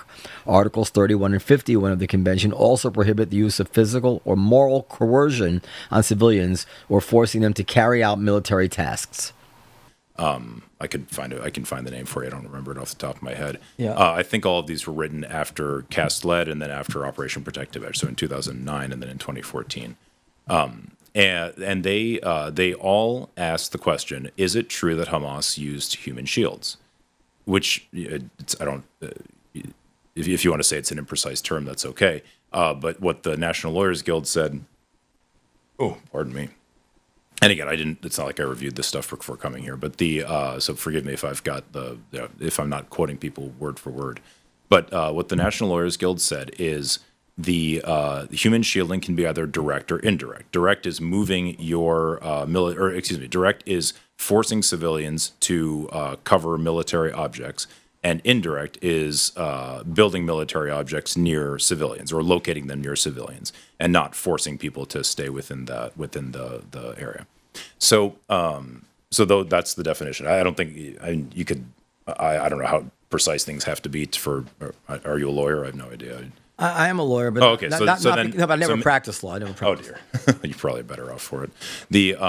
But so I don't know how precise it would have to be from a legal standpoint, but I think that's a pretty clear definition of something. But I mean, I can go back now and I can add it in later. There actually is a headline here that says somebody from Human Rights Watch said they did use human shields in Castle, but it's really not. It's really not what was discussed. What was discussed was. The maximization of yes. so fine. So if you want to talk about maximization of civilian casualties, but without talking about human shielding, that means you have to believe that Palestinians are all idiots who want to die. Like you're saying, Hamas is not forcing people to stay in dangerous places, yet they're just. Well, there are accusations, and there's been videos apparently, and people screaming that Hamas forces them to stay in areas. We've seen this. I'm reluctant to say that it's true. It seems true. I don't know what you're talking about. I've not seen any. If somebody wants to pull that up, I'm more than happy to watch it. Okay, so I think. Well, would you agree? There's a pretty good consensus that Hamas wants to maximize human civilian deaths. Even the newspapers, which have not been pro-Israel, have had articles. Such as? Like the New York Times. I think it's a big mistake to think that the New York Times is not pro-Israel. I just think you're thinking about the conflict totally incorrectly when you think about the term pro-Israel. But we really have to talk about the question that you raised. Yeah, go ahead. The question that you raised is whether or not Hamas is deliberately getting its own people killed. I think the question of human shielding is a reasonable way to approach that question. Because again, you showed a 50-second clip of some guy saying something that I think you're really imputing to him. No, but we know there are no bomb shelters there. There's definitely no bomb shelters there. That's 100%. But we know there are billions and billions and billions of dollars worth of tunnels. It sounds like about $1 billion worth of tunnels. Yeah, but it's more than that. Is it more than that? No, it could be. I honestly don't know. But I don't know how much it costs to build a tunnel in Gaza. Not that $1 billion is a minor amount of money. No, not at all, especially in Gaza. But but anyway, so Human Rights Watch, Amnesty International, and the National Lawyers Guild all concluded that Hamas was not using human shields. They concluded that Hamas does not consistently carry out all with the term in international law, international humanitarian law is that military must take all feasible precautions to isolate itself from civilians and to isolate civilians. Have they done that? When conducting military activities. So when Hamas wants to fire a rocket or something, it wouldn't, if there is an option to go further away from a house, they should do that rather than stay in the house, right? So that's so in that regard, Amnesty, Human Rights Watch, and the National Lawyers Guild all said that they didn't do that. Are you going to send me links? You're going to send me links to that for the show tonight? Tonight. I'm happy to. Here, let me write that down too. And then let's get to the next thing. Oh no! Okay, we're not getting to go ahead. Human Rights. As long as you got the time, I got the time. Oh yeah. Okay, go ahead. And then on top of that, and I know you'll maybe not agree with the way I characterized the Goldstone Commission, but the Goldstone report also asked this question, and they said very clearly that people in Gaza were very critical of Hamas. They were critical of Hamas's brutality, of the torture of Palestinians, of the arbitrary arrest, of arbitrary rules, et cetera, but no one ever accused Hamas of forcing them to be human shields. So that's relevant. Like I know you're saying it's not it's not exactly the full answer to the perfect. We don't get that, unfortunately. But then I want to point out something. The same claim is made about Hezbollah, and in the case of Hezbollah, there is a remarkable report from, I believe it's by Jeffrey Biddle and Stefan, maybe Friedman or Friedland. I can, again, happy to send it to you. They're two researchers for the U.S. Army War College. They wrote a report after the 2006 Israel-Hezbollah war, and they went to Israel, and the report is based almost exclusively on interviews with Israeli soldiers. and they concluded, I'm quoting them almost verbatim, their Israeli frontline soldiers consistently report no meaningful intermingling of Hezbollah with civilians. Hezbollah made effective cover of the natural and the man-made terrain in villages that had been depopulated before hostilities started. Human Rights Watch also investigated that war and found that, I'm quoting as best I can remember, Hezbollah fired the vast majority of its munitions from unpopulated areas of Lebanon and from banana and citrus groves. And furthermore, they said, Israel's own firing pattern confirms this because that's what they were aiming at. That's where they found unexploded ordnance. That's where they found damage, etc. So I'm sorry, Norman, but it's just there is no evidence. Let me say it this way: other than that's not random. That's not a fair characterization. But other than statements by people who otherwise you wouldn't believe a word that comes out of their mouth because they're nuts. Other than that, there is no evidence that this is happening. And I apologize. I think you're referring to something I wrote on Twitter, which unfortunately is something that takes up a lot of my life. So if I spoke imprecisely on Twitter and said that it has been proven to be false, when in fact I should have said there is no evidence for this, I apologize for that exaggeration. I hope somebody can forgive my thumbs for not being a model of academic precision on Twitter. Getting to what you brought up, the first thing you said is that somebody, I forget if it was Sidhwa or somebody else, said that the cost of Palestinian lives is the necessary cost for Palestinian liberation. It's not quoting exactly, but it's something like that. That's hardly a radical statement. That's give me liberty or give me death. I have but one life to give for my country. These are American sayings that are quite famous. If you look at any liberation struggle, they'll say exactly the same thing. Martin Luther King gave his last speech saying, I can see the promised land, but I won't get there, because, implying that he's not going to survive to get there. Right. This is not unusual. And again, I'm a physician. I don't particularly think nationalism is a healthy thing to think of. I've said many times, I don't really care where the borders of Israel and Palestine are, so I don't think this is a healthy thing for people to be dying over. But nevertheless, it's hardly evidence of fanatical desire to get one's own people killed. Gandhi, if you go back and look at Gandhi's, he actually used to write letters congratulating people when they're, I edited Finkelstein's book, What Gandhi Says About the Israel-Palestine Conflict, and I read a lot of Gandhi's collected works during that time. It's a massive book, or some massive collected works. But he actually used to write letters to people when their kids would be killed by the British or by the British proxies in India, congratulating them, saying, "Good for you! It's just such a happy day." So this is not an abnormal thing. And the same thing, these deaths will infuse life into our struggle. I'm leaving aside that it's an accurate statement. That's true.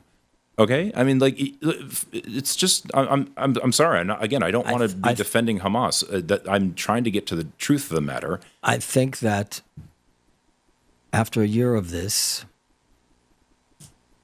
I'm disappointed in what you're saying, because you should be able to not inhabit a binary. What's binary about it? What's binary about it is that if Hamas was trying to protect its civilians, we'd see evidence of it. The notion you're switching no, you're switching it. You just said Hamas. You started off by saying Hamas is trying to maximize civilian casualties. That is very different. I'm conflating them. I'm conflating them because in reality, the only reason you would not save the lives of your flock is because you decided it's better for them to die. Okay, so I agree with you. I agree with. I think not when you can say you can come in here. Can we come in? No, you can't. Why can't we come in? Because that's for the United Nations. But we're gonna die here. Oh my God. Well, okay. That's awful. That's awful that you're gonna die there. But sorry, it's the UN's responsibility. But you have 300 miles of tunnels. Yeah. And can I just come in for a little while? No. No, I agree with you on that 100%. So that you don't that you can't see through that. I just said and say, obviously they're not. Obviously they want these people to die. Okay.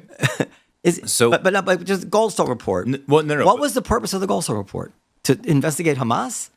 The Goldstone report spends a huge amount of its time investigating Hamas, actually, and detailing Hamas crimes, detailing crimes that Hamas committed before the Operation Protective Edge, or excuse me, before Operation Cast Lead and during it. I thought the Goldstone report was just to investigate Israel. So if you knew the Goldstone report, as you should, and I'm a little bit disappointed to hear you say that, because there's a very famous story about the Goldstone report. Goldstone's told it, I think, when he was at Stanford. Goldstone was handed a or that he couldn't. Goldstone was handed. They wouldn't cooperate with him or something. Go ahead. Goldstone was handed. Goldstone was handed a mandate that said you are to investigate crimes that Israel committed. He said, no, that's not a balanced mandate. I should be investigating crimes committed on both sides. And they said, fine, that sounds good. I couldn't tell you exactly off the top of my head, but I'm pretty sure about a fifth of the Goldstone report is spent discussing Hamas crimes. Okay. So that's just not true. What crimes did they find? I read the Goldstone report a really long time ago, but they talked about the arbitrary arrest. They talked about killing of Palestinian civilians, mostly because they were thought to be collaborators, but without trial. Things like that. Yeah. Now, Goldstone also... And they also, I think, I believe, sorry, I didn't mean to cut you off, okay. but just because I was going to add one, I figured you'd want me to. Yeah. I believe they also talked about a failure to take all feasible precautions in all circumstances. In other words, war crimes. And they were quite clear about it. There was very little. In fact, they were much more clear about Hamas crimes than about Israel's. What are you leaving out about Israel's crimes? No, he didn't leave anything about it. No, what are you leaving out about what Goldstone found about Israel's crimes? That Goldstone retracted much of the report. So that's actually not true. You can look at the Washington Post retraction that he published, and it's certainly true that that's the way it's been interpreted, and I'm sure that's how he meant it to be interpreted. There's no doubt about that. But Goldstone is the guy who has his name on the publication. There were three chair people of that commission. I forget the other one's names because Goldstone is the only one that matters. But because Goldstone was chosen for an obvious reason, right? He's a major international jurist. His daughter made Aliyah to Israel. He's described himself as a lover of Zion for his entire life. He's obviously Jewish. He's described himself as a Zionist. Dude, I didn't do that to you. Why are you doing that to Goldstone? What? What did I say? I didn't attack your credibility based on the fact that you might be Arabic. I'm not Arab, but that. No. Or that. What are you? I'm not attacking Goldstone. You bring up he's Jewish and. No. I'm if that was how that came out, I apologize. I was saying the exact opposite. That's why he was chosen for the role. Oh, I'm sorry. In that, and no. My attention was divided for that. That's okay. I'll cut that out. Go ahead. No. If anybody, I don't want there to be any question about if anybody says something that comes across as being racist or anti-Semitic or anti anything, well, maybe not anti anything, but anti a lot of things, that should be challenged. And I don't. I think we should all be comfortable challenging that. But then also, like you just did, saying, "Oh, no, my bad, I misheard you." But no, my point was that Goldstone is all of these things, and that's why his name carried so much weight in this report. Mm-hmm. But there are three other people that wrote the report with him. So it was a body of four, and all three of them said very clearly that what Goldstone is saying just doesn't make any sense, and it seems like it's correct. Send me that too, because even Finkelstein didn't make that argument. I'm happy to send it to you. Let's see, send UN Commission statement about anyway. Goldstone. So what Goldstone did say, retraction. I got to stop. He said no, it's okay. He said in the Washington Post, he said that if he knew now what he knew then, the report would be very different. Something close to that. Yeah, he says we know a lot more about what happened in the Gaza war than I did when I chaired the fact-finding mission. If I had known then what I know now, the report would have been a different document. For example, the most serious attack of the Goldstone report focused on the killing of some 29 members of the al-Simuni family in their home. The shelling of the home was apparently the consequence of an Israeli commander's erroneous interpretation of a drone image. Mm-hmm. An Israeli officer is under investigation for having ordered the attack. While the length of the investigation is frustrating, it appears that an appropriate process is underway, and I'm confident that if the officer is found to have been negligent, Israel will respond accordingly. Mm-hmm. The purpose of these investigations, I've always said, is to ensure accountability for improper actions, not to second-guess battlefield commanders. Good. So, yeah. No, that was perfect. Can you open the Goldstone Commission, and can you Yes. read the first two sentences of its conclusion? I will do of its conclusion. Yeah. I'm just going to, while you look that up, I'm just going to say why I'm doing this. What you just said is that Goldstone found that in a particular case, and this gets back to what we were talking about before about with how can you know this kid was killed criminally, that kid was killed criminally. In one particular case, it appears that a war crime may have been committed, and that an appropriate investigation needs to be conducted to figure out if that's actually true or not. I don't particularly think Israel should be investigating its own war crimes. I think that's kind of nuts, but that's a different matter entirely. That's a question of process and blah blah blah blah blah. Dude, it's too hard to find the computer. That's okay. I'll give you the computer. I can quote it for you virtually verbatim. If you give me a couple words, I can find it. Search for punish, humiliate, and terrorize. Punish in with commas between them. You can put a quotes around it. Punish, comma, humiliate, comma, and terrorize. I think this is it. So the operations were carefully planned in all their phases. Legal opinions and advice were given throughout the planning stages and at certain operational levels during the campaign. There were almost no mistakes made, according to the government of Israel. It is in these circumstances that the mission concludes. So in other words, this is what the mission found. That what occurred in just over 3 weeks at the end of 2008 and the beginning of 2009 was a deliberately disproportionate attack designed to punish, humiliate, and terrorize a civilian population, to radically diminish its local economic capacity both to work and to provide for itself, and to force upon it an ever-increasing sense of dependency and vulnerability. Okay, fair enough. But Goldstone obviously says it would be a different document if you'd known it. But now where does it say that? Read the part about no war crimes. What? You said Goldstone found no human shields or whatever it is. Oh, sure. Yeah. You know how to find that? Or if you can't find it, you can send it to me. And I'll... Sorry, yeah. Let me. I can look for it tonight and just send it over to you. So, all right. So let's just go. It's going long. No, it's okay. I'm a little jet lagged from a trip I took. Oh, no. Let's go through, to be fair to you and to make it interesting. Well, but just to round off that last point, yes. the Goldstone, what Goldstone said in that Washington Post article, if he wanted to refute the report, what he would have said is that conclusion was wrong. That's not what he said. He said this specific instance may or may not have been what we should have focused on in a fact-finding mission. No. He said, he just used that as, he says, for example. Yeah, for example. Yeah. How does that one example change the conclusion that Israel, because again, look at what the example is. He said that a specific soldier may have misinterpreted something. That's fine. And again, in that particular case, he may or may not be correct.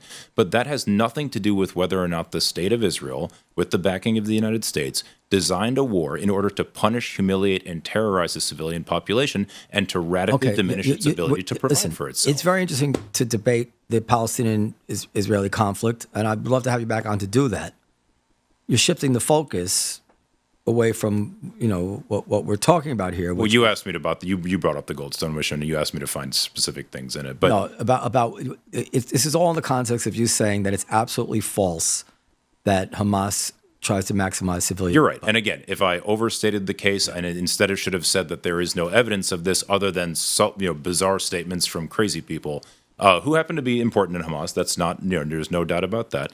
But other than that, is there any evidence for it? Not that I've seen.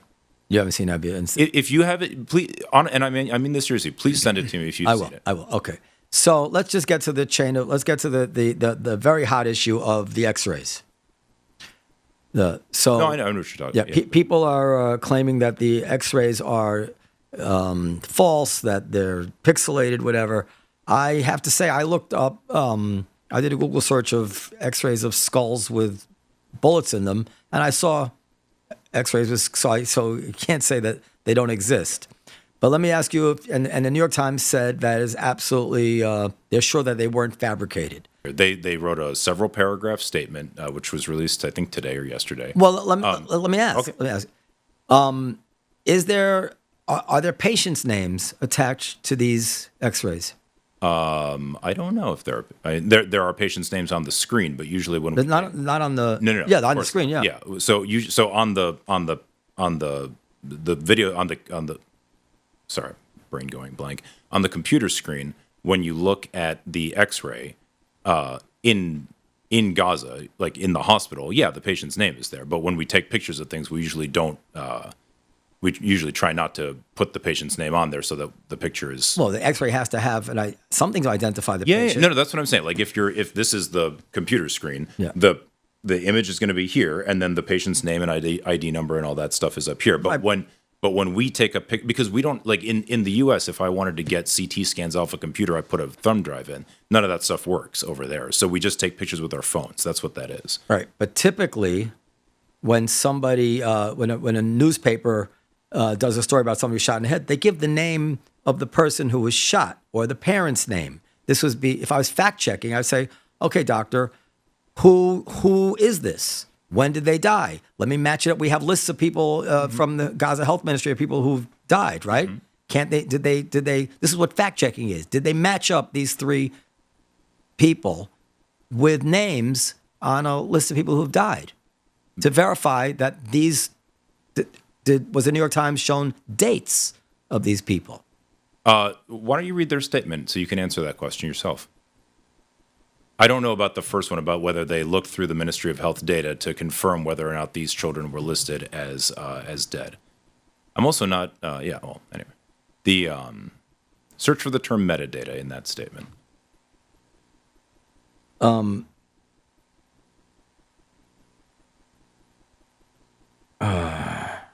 just see it Here, I have it. New York Times refutes the thing.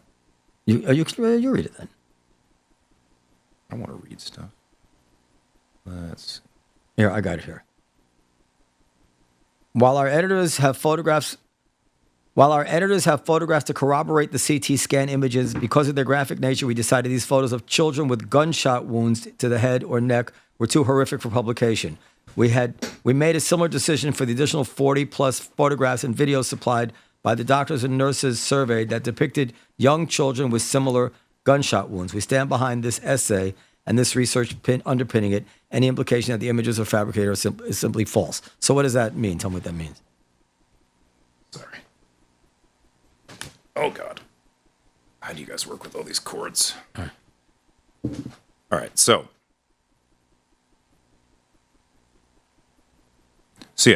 the Times opinion rigorously edited this guest essay before publication. I cannot tell you how ridiculous. Well, tell us about it. Tell us about what was the process. Well, the process was, so first of all, I had to verify, even though I knew all these people through contacts, like that's how I met them, or not met. I have met most of them, but that's how I found them.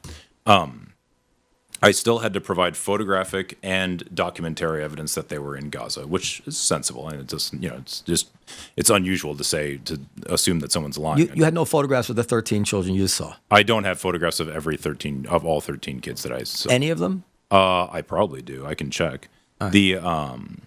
It seems like you would know that when they're fact checking, you would get your photographs together. Well, no, Norm, and please don't misinterpret this as me being irritated or anything, but I don't think that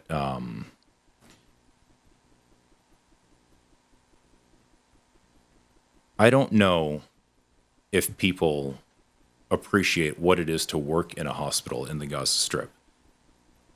I'm running around with blood all over my hands, quite literally. I have no gloves. I'm pronouncing people dead left and right. I remember this. There was a doctor who, or maybe, is it a doctor or a nurse? He was a healthcare worker of some kind. I can't remember. I apologize. But he brought his mother in, and she just had a shrapnel wound to the leg. She didn't die. It was a piece of the tile floor probably that had been ripped up. I have it on my desk in California. We didn't have any gloves, and she was bleeding pretty badly. Yeah. So I held pressure, had him hold pressure, went and got the few instruments I could find. And so with no gloves, I pull this piece of shrapnel out of her. So the small blood vessel that was just a muscular bleeder. So just put a figure of 8 suture in it, and then packed her wound. Showed him how to pack the wound. I go over to the sink, and the sink is not working. There's literally no water coming out of it. So now I go about the rest of the day. Not the rest of the day. That's an exaggeration. The rest of this mass casualty event. With blood all over my hands. I don't have pictures of anybody I saw them because it would be blood all over my phone. Like this is common. Can I say something? Yeah. Just because it needs to be said. Whatever the truth of all this is, the fact that you risk your life, you go into a war area, and that you're helping save lives, is a tremendously important thing that you should be admired for. And whatever, I argue or believe or whatever you convince me of otherwise, I'm very mindful of that. Oh, I know. I totally it agree. needs to be said. No, I appreciate that. Thank you. There are things that, to be perfectly honest, don't. When I say don't make sense, I understand people do things that are irrational, but it seems to me, and then I want to get is that when you're tweeting out pictures of the Auschwitz-looking person, but you're also seeing a murderer every day, that you would take pictures of that. That when the New York Times is fact-checking you on this story, that you would look, let me see, they're going to fact-check me. Wouldn't it be great if I had, the easiest way to fact-check is let me show them the pictures of the thing. Oh, I'm not sure if I have those photos or not. It just seems to me the first thing I would look up would be, let me see if I have photos of this. That's the easiest way to show the Times I'm telling the truth. Now, the next question is, does the, Mimi, is that her name? No. Dr. Said, yeah. Mimi Said? Yeah. Yeah.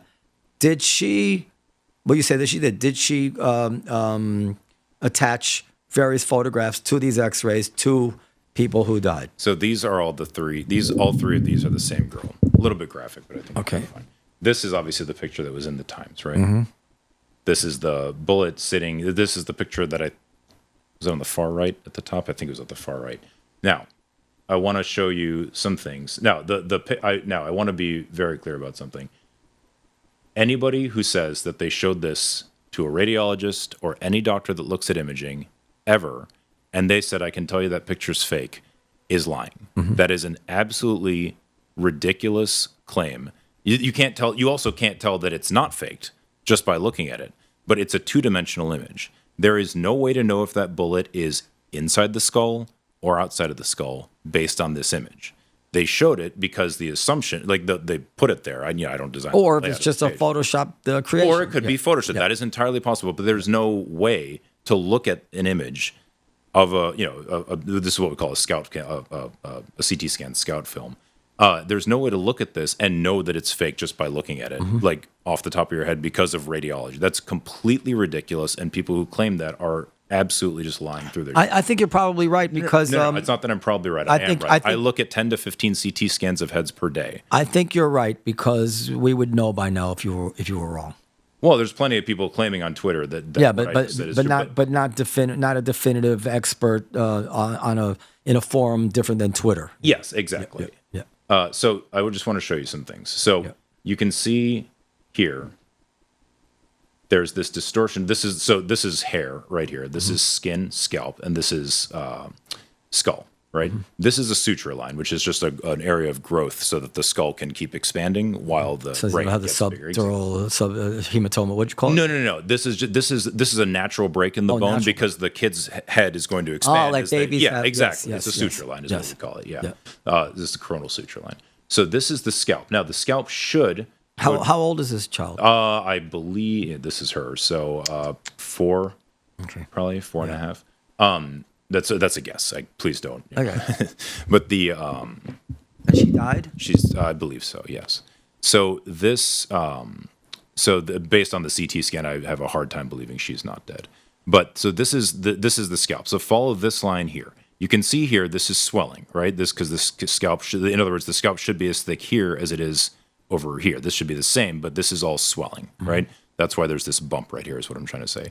This and this are bone fragments, and you can see right here there's a defect in the skull. This is the frontal sinus that's developing. This is a defect in the skull.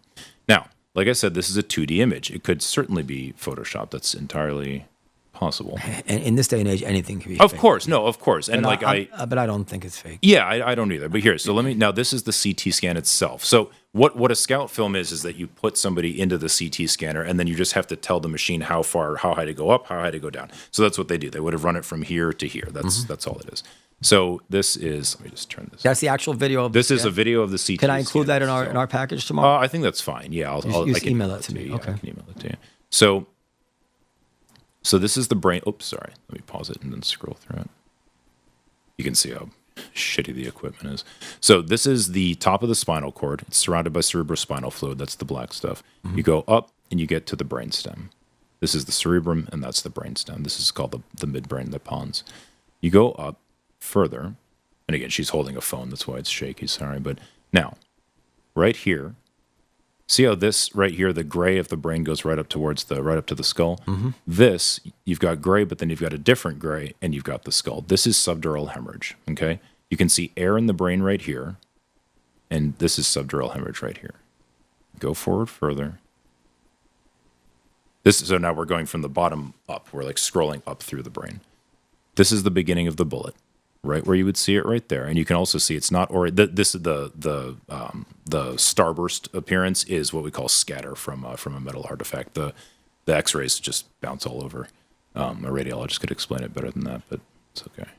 So you can see the bullet is oriented longitudinally, or meaning like in the plane of the cut, just like here. In other words, because we're scrolling up like this, so you can imagine how the bullet looks like that. There's the subdural here. Now, when we scroll further up, you're going to see the defect in the skull right there, exactly where it looks like it is right there. You can see these two fragments of bone right where they are. Now, and then just to show you the rest of it, the bullet came in right here, caused a hematoma on the scalp, broke through the skull. This is parenchymal damage, like where's the meat of the brain, right? This is the bullet track through the brain. This is air that's gotten all the way to the other side of the brain. This is the left ventricle here. It's the open cerebrospinal filled space in the brain. And the right one is here. Now you can see it's not even on the right side of the body because this is the right. This is right and this is left when you're looking at CT scans. So there's swelling here in the brain, and that's pushed the whole midbrain or pushed the whole brain. Okay, only because yeah. But my point is, it is ludicrous to claim that these are faked pictures. It's beyond. Yeah, I mean, that's pretty convincing to me. Now, I mean, it's very convincing to me. Now, why am I seeing this and I haven't seen this on television or? So there's a reason. Yeah. That the New York. So actually, I was planning on putting these on Twitter tonight just because it's some controversy, but I don't. And I don't mean by you, please don't misunderstand me. The people making this argument are absolutely 100% doing it in bad faith. They, like, I'll tell you, just on again, Twitter, and Twitter's kind of a cesspool, so to say I saw this thing on Twitter is kind of silly, I know. But I watched, there was a guy who, again, I don't know who these people are, but some guy was reading this and he said, okay, well, I went to the Israeli medical literature and I found a case report of a guy shooting from Gaza into a kibbutz and hitting a kid in the head, like a 9-year-old boy, I think it was. And then they had an image that looked exactly like this, and there was a bullet inside his head. And he said, "You don't think that this image is fake, do you?" And then there was somebody who responded to it. Their Twitter description or something labeled them as a rabbinical student and I think a pizza lover or something like that. So I'm assuming they're not a physician. And they said, "Oh, no. See how there's a line around the bullet? And like this is just complete." Like, sorry, I'm trying not to swear because it's like really pissing me. I know, but I'm a doctor. I'm not supposed to. But it's ridiculous. Like, I went to school for a long time, and then I did a residency for a long time, and then I did a fellowship, and now I've been attending for a long time. It's not something that you just look at on YouTube, or teachmeradiology.org. And it's crazy. I mean, like there's no good faith in this at all. Some guy just emailed me or Twitter messaged me and said, "I'm going to be writing about this for some one of these very kind of like right-wing strange websites that publishes stuff." And he said, I have a half a dozen medical experts to testify against you." And I was like, "Okay, that's interesting. I want you to organize a Zoom call with them. I want to know who they are, and I want them to present their evidence to me. And then I'm going to record that. And when you write about it and say that this is in any way reasonable, I'm going to ask that you publish that video as well, because it's absolutely and utterly ridiculous to claim that these things are fake. And it's angering, I'm sure. Well, it's frustrating, is what it is, because I find it frustrating too, because as I started off by saying, I just want to deal with the truth. I don't want these people on my side saying something isn't real when it is real. And it's just it's such a distraction from things that are important to actually discuss. Yes,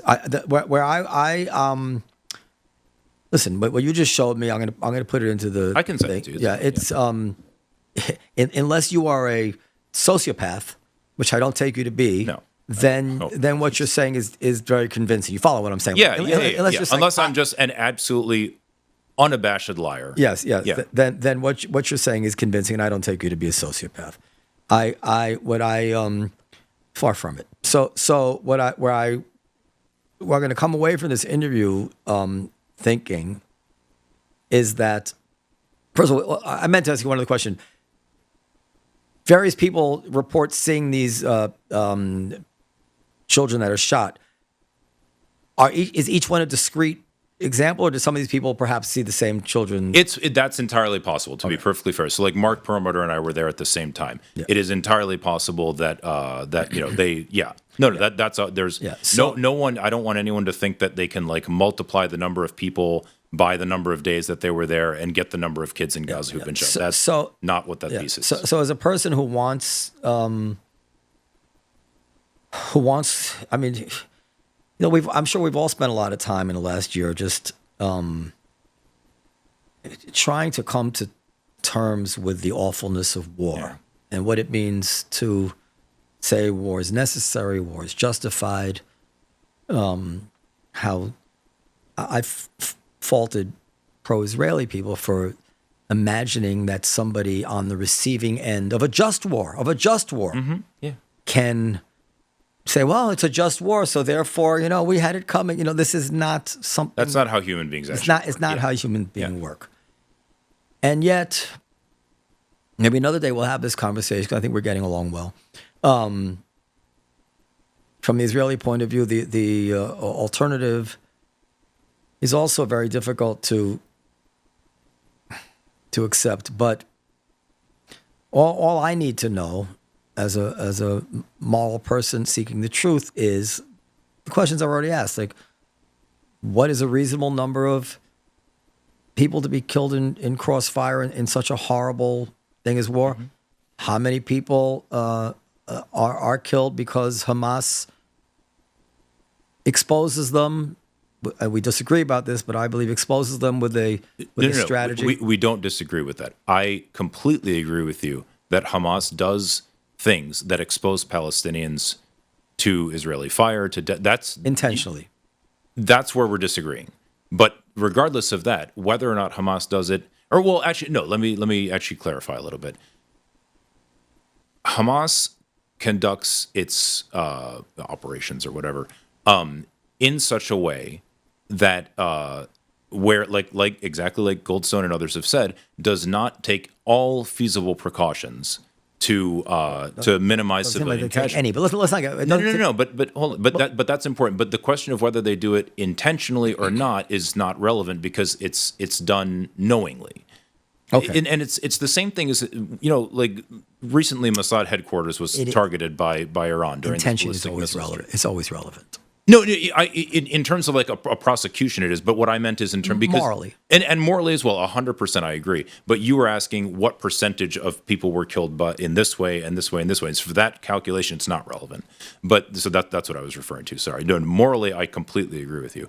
But there's a but you have to ask the same. It's important to remember you're asking this. You got to ask the same question on the other side. Where's the Pentagon? Where's Mossad headquarters? These things are downtown. There's no. I know the Pentagon's not really downtown, but to be fair, but I don't know why you're shaking your head like that. The CNN reporter that went and reported from Mossad headquarters after the ballistic missile strike, the Iranian attack on Israel. He said he stood there, and I can't remember the exact words, but he said, even if the Iranians were aiming at this building, I mean, look, there's civilians everywhere.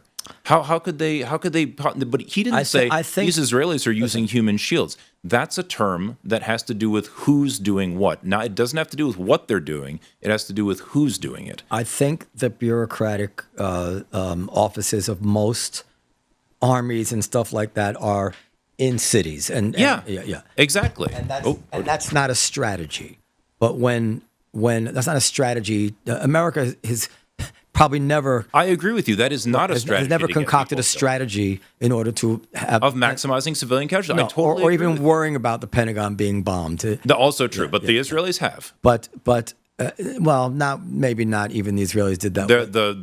No, that's not right. I'll tell you why you're wrong. Because Israel never for a second has ever thought that putting their Mossad headquarters around civilians would deter any enemy from striking Mossad headquarters. And there you go. And that's exactly why I think that gets down to it. But if Israel started putting Patriot picture, the Iron Dome batteries on Dizengoff Street.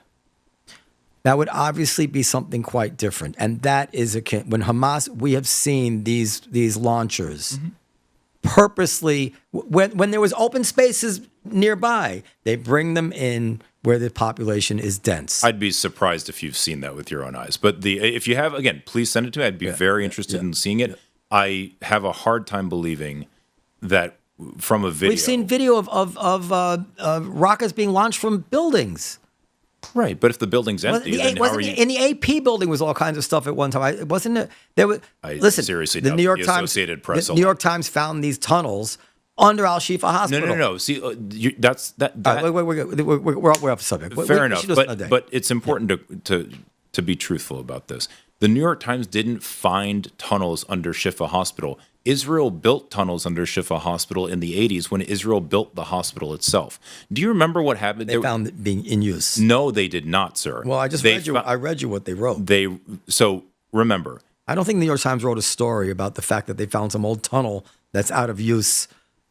Okay, I would encourage you to read the details about this because it's very interesting. But do you remember that there was a moment where I think it was a France 24 or something. Some reporter went down to the tunnels under Shifa that everyone was so amazed about, and there was an Israeli spokesperson with them, and they showed them a list of terrorists that watched the hostages. Do you remember this? And it was a blank calendar. Yeah, now, but it had Al-Aqsa written on it, Al-Aqsa flood on it. It was a blank calendar, but the top said Al-Aqsa flood. The top said Al-Aqsa flood. Or Aqsa Mart, or whatever the name of there was a thing on it. Was in the New York Times report. The very top of it was written Al-Aqsa. Okay. Al-Aqsa just means Jerusalem. But that was the name of the October 7th. It was the name of the October 7th attacks. I'm pretty sure the calendar was a year out of date as well. But it was a blank calendar. Now, I don't speak a word of Arabic. I can sound out the letters. And I looked at it and I said, it's interesting that they're repeating over and over again and there's nothing else on there. And yeah. So just explain, if it was so obvious, if there's tons of, and again, you're welcome to look into it. I will also look into it. We can discuss it another time. It's because you're right. It's not the subject of what we're talking about. But if there's so much evidence, why is an Israeli spokesperson who certainly can read Arabic, why is he making it up? Why is he saying this is a calendar that shows when Hamas was here and there, even though it's blank? Let's not get sucked into the calendar, but I will send you. I'm not going to put it even in the podcast, but I'll send you the article because send it to. I assure you, I'm genuinely interested in reading it.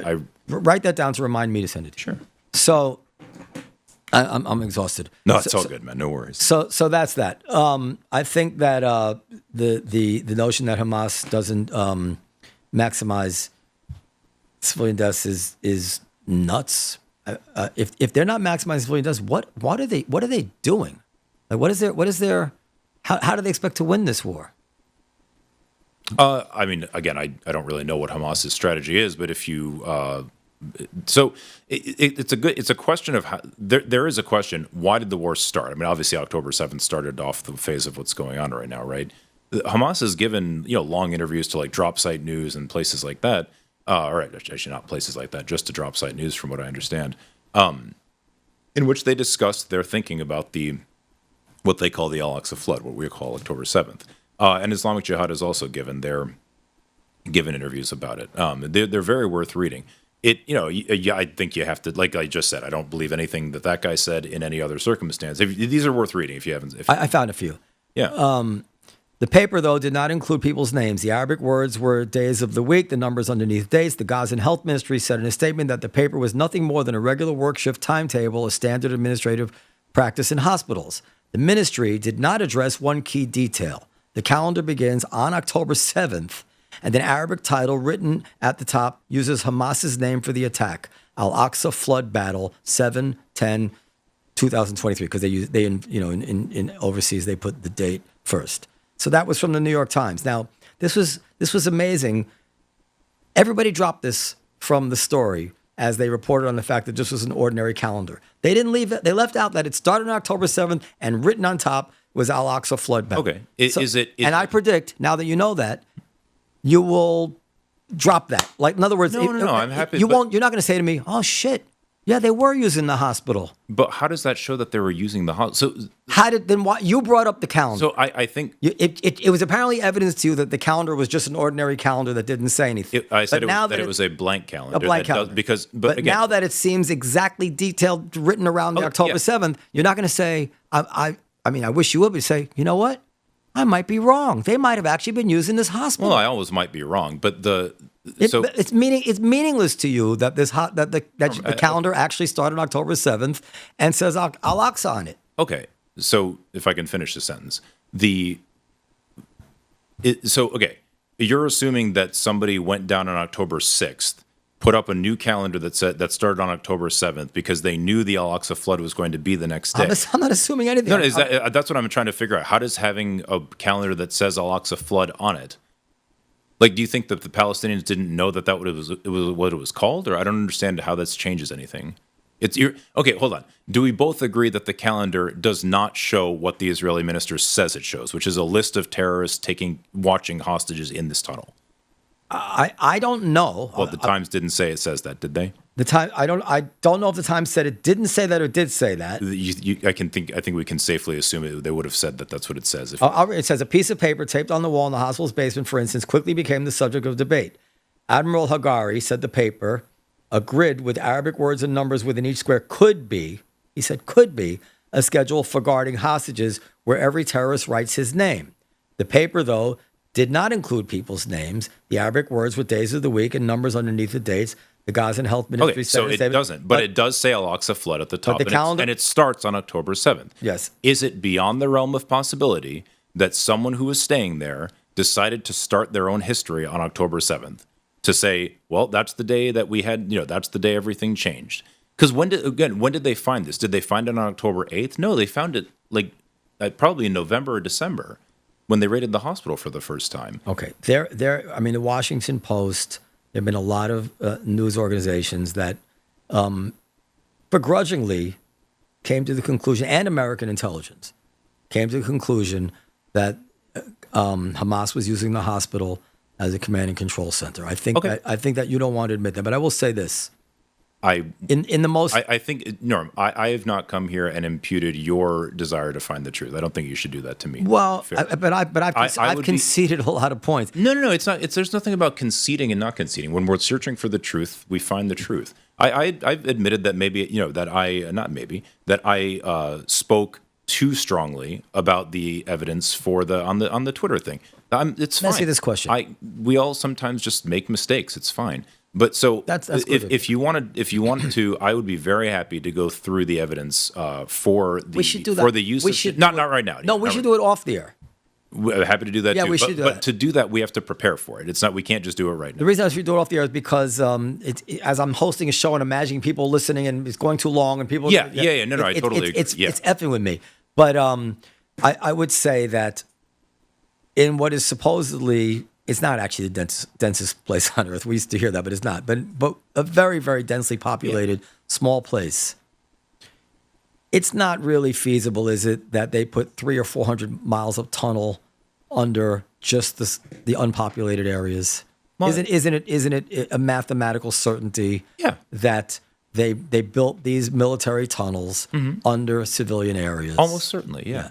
And now these tunnels are the targets, and that's why a lot of people are dying. Even buildings are collapsing. Right. So that's a good point. Does that explain the Israeli pattern of attack and et cetera, et cetera? Explains some of it. Well, maybe it does, maybe it doesn't. It's hard to know. There are so CNN had an investigation where they went to a cemetery that Israel was destroying in Gaza, and they said, "Why are you destroying the cemetery?" The guy said, "There's a tunnel underneath." So, okay, can you show it to me? So they go down to the tunnel, and again, paraphrasing, I can't remember the quotes, but they went down into the tunnel, and the guy said, "See, right now we're right underneath the cemetery. This is in the tunnel, so obviously, look up. You can't tell where you're under."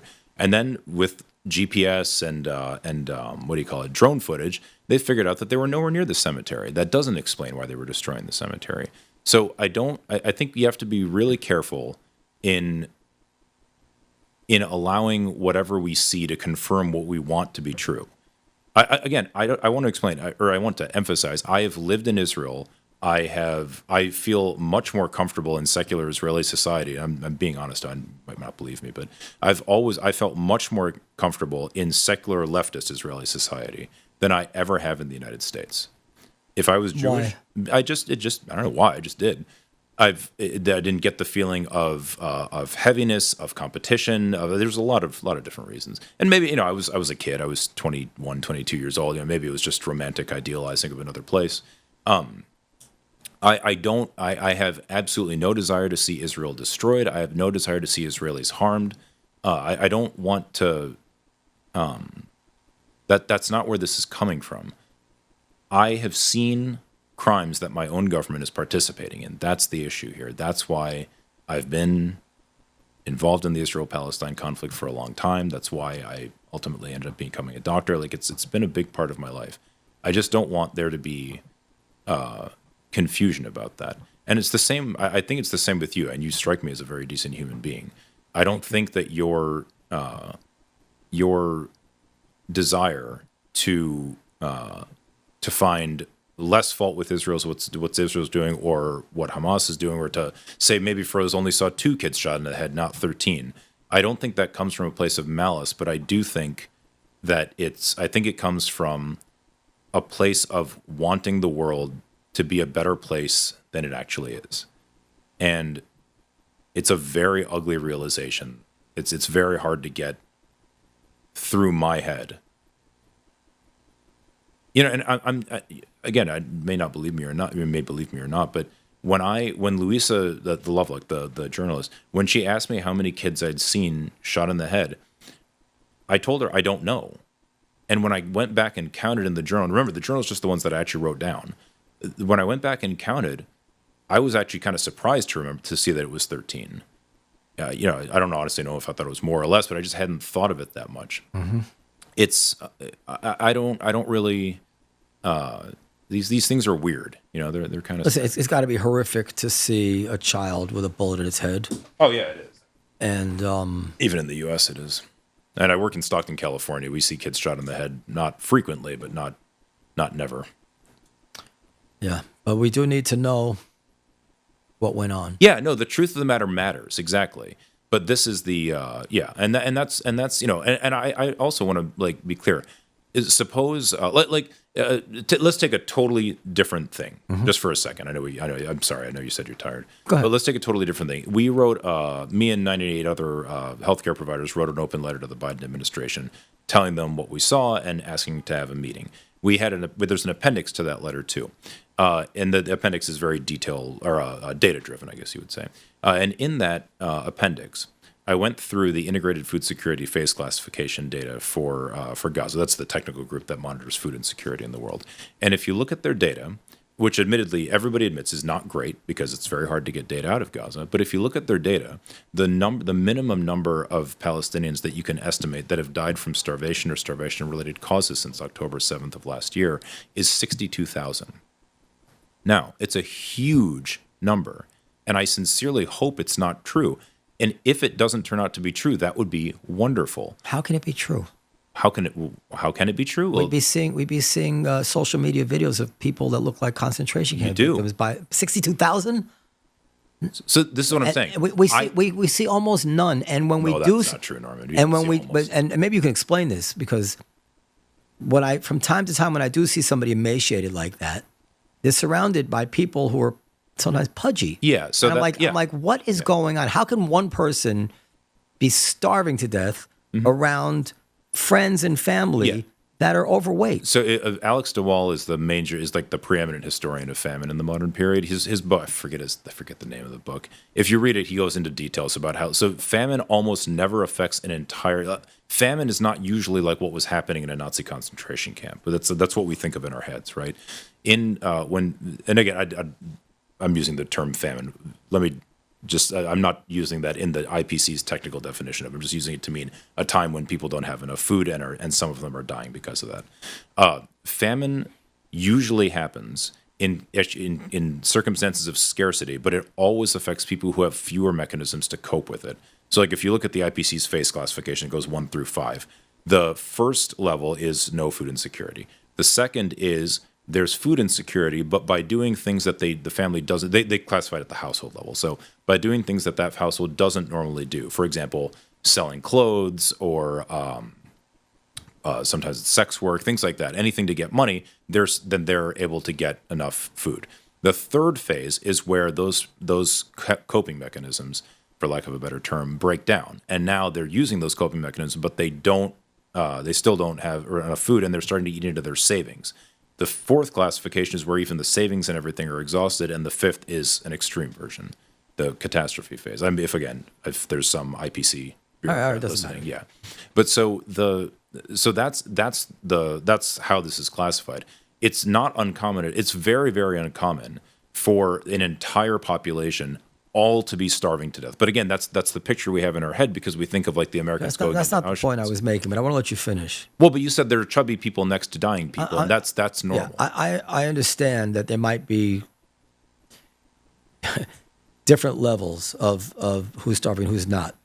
But I'm saying that we see these isolated videos of a child in a bed. Mm-hmm. Sometimes, and no adult is going to let a child get to that level of starvation while they're eating comfort and maintaining their weight. So it's, listen, you actually really seem like a good guy. Somebody I'd want to know, somebody I'd want to spend time talking to enrich my own knowledge of things. You have a lot of life experience that is vital to the understanding of this conflict that I don't have.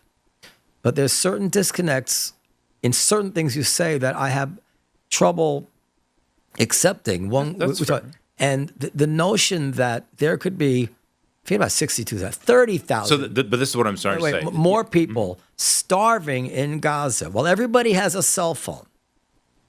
And we don't know about it. And Hamas is not announcing it. And the Gaza Ministry of Health is not adding it to their numbers. This is a credulousness.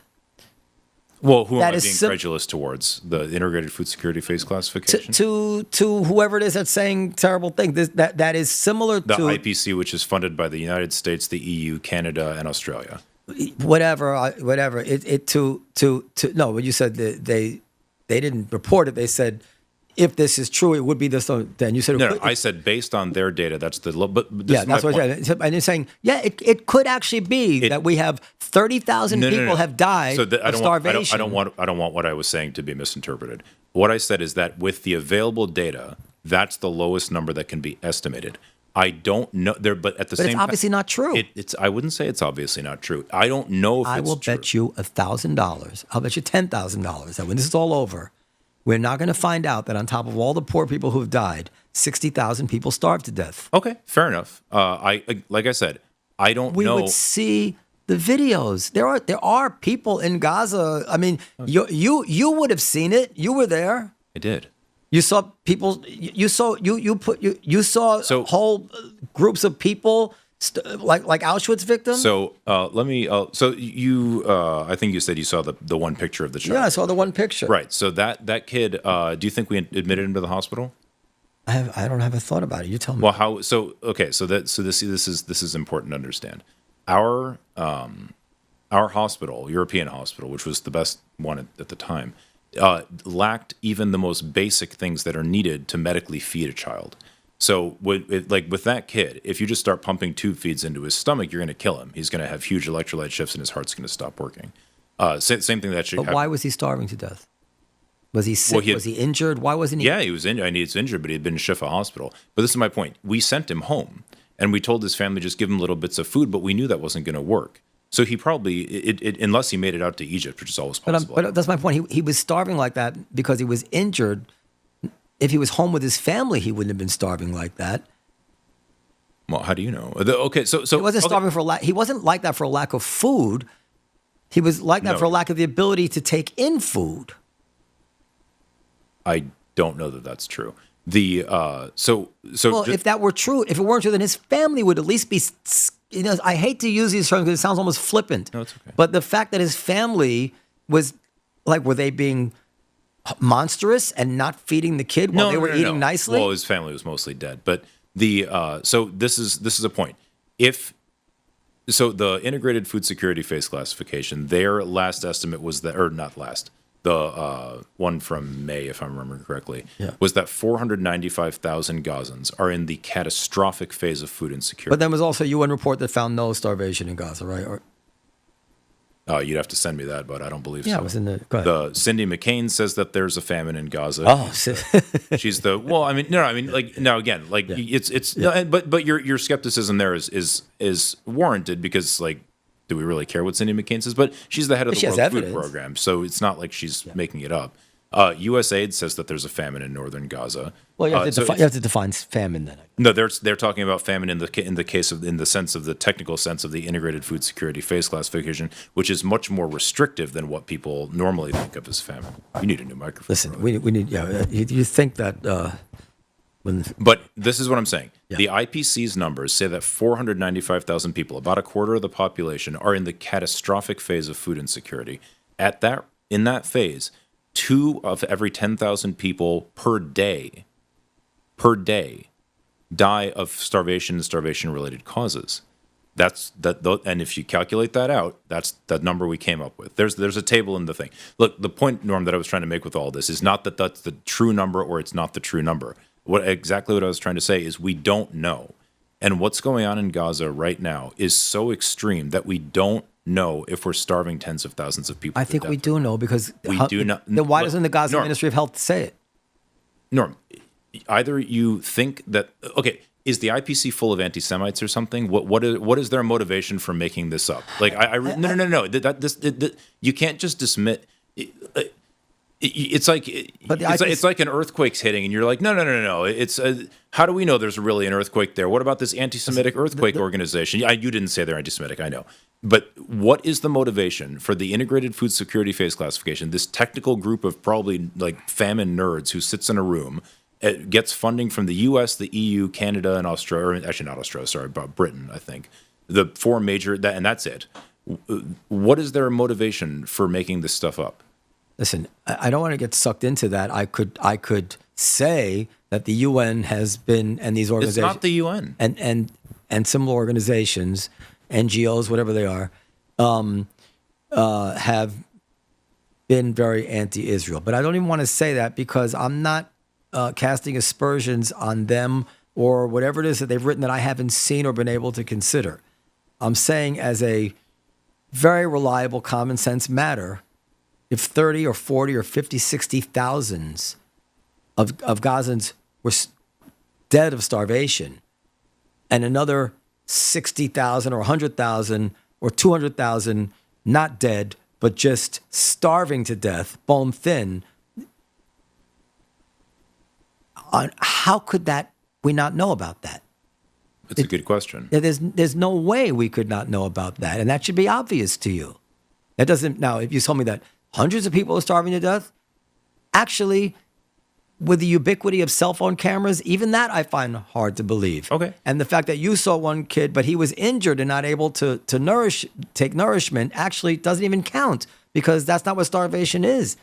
But the idea that you are ready to entertain what seems outlandish. It does seem. I completely agree. Outlandish facts could be true. Yes, which, exactly. Forgive me, which clearly aren't true. Yeah, This more than anything calls into question the Norman, article. You are not qualified to make that statement. I'm sorry. You're absolutely not, sir. You have no idea what you're talking about. First of all, you don't even know the group I'm talking about. Second of all, you don't know the data that they presented. Thirdly, you have no clue that they've never made any anti-Israel statements. They've never even mentioned Israel in anything because there's never been a starvation. I only said that because you questioned me, and I was like, I don't need to know. Yes, you do. See, this is something no, that's because driving it's me not bonkers. possible. This is going back to wait. I'll let you. Am I correct that if 60,000 people die of starvation, there's some multiple of that who are on the verge of starvation? Of course, yeah. All right, so we're talking about hundreds of thousands of people in Gaza. And that's exactly what they're doing. In a place full of cell phone cameras, where we're seeing and are all resembling Auschwitz victims, and we don't see it. That's not possible. Okay, I don't need to know what this organization is. I'm not sure why you don't see those things, but plenty of other people do. So again, Here's my computer. you- Bring me up a picture. You would have okay. I don't really search for pictures of starvation in Gaza normally, but we can try. So you have to believe that Oxfam, that IPC, that the I have to look into what they actually wrote. I don't believe any of them thinks that hundreds of thousands of people. none of them have written that hundreds of thousands of people have died, and I didn't say that. No, 60,000 dead, and another multiple of that on the But verge again, of dying. I think I can see what I said made you upset, but it's We got to wrap it up. I know, I get you, but it's the point that I was trying to get to when I first mentioned all of this was not to say that that is the number that have died. What I was trying to say is that we don't know, and it's impossible to know until these things are actually investigated seriously.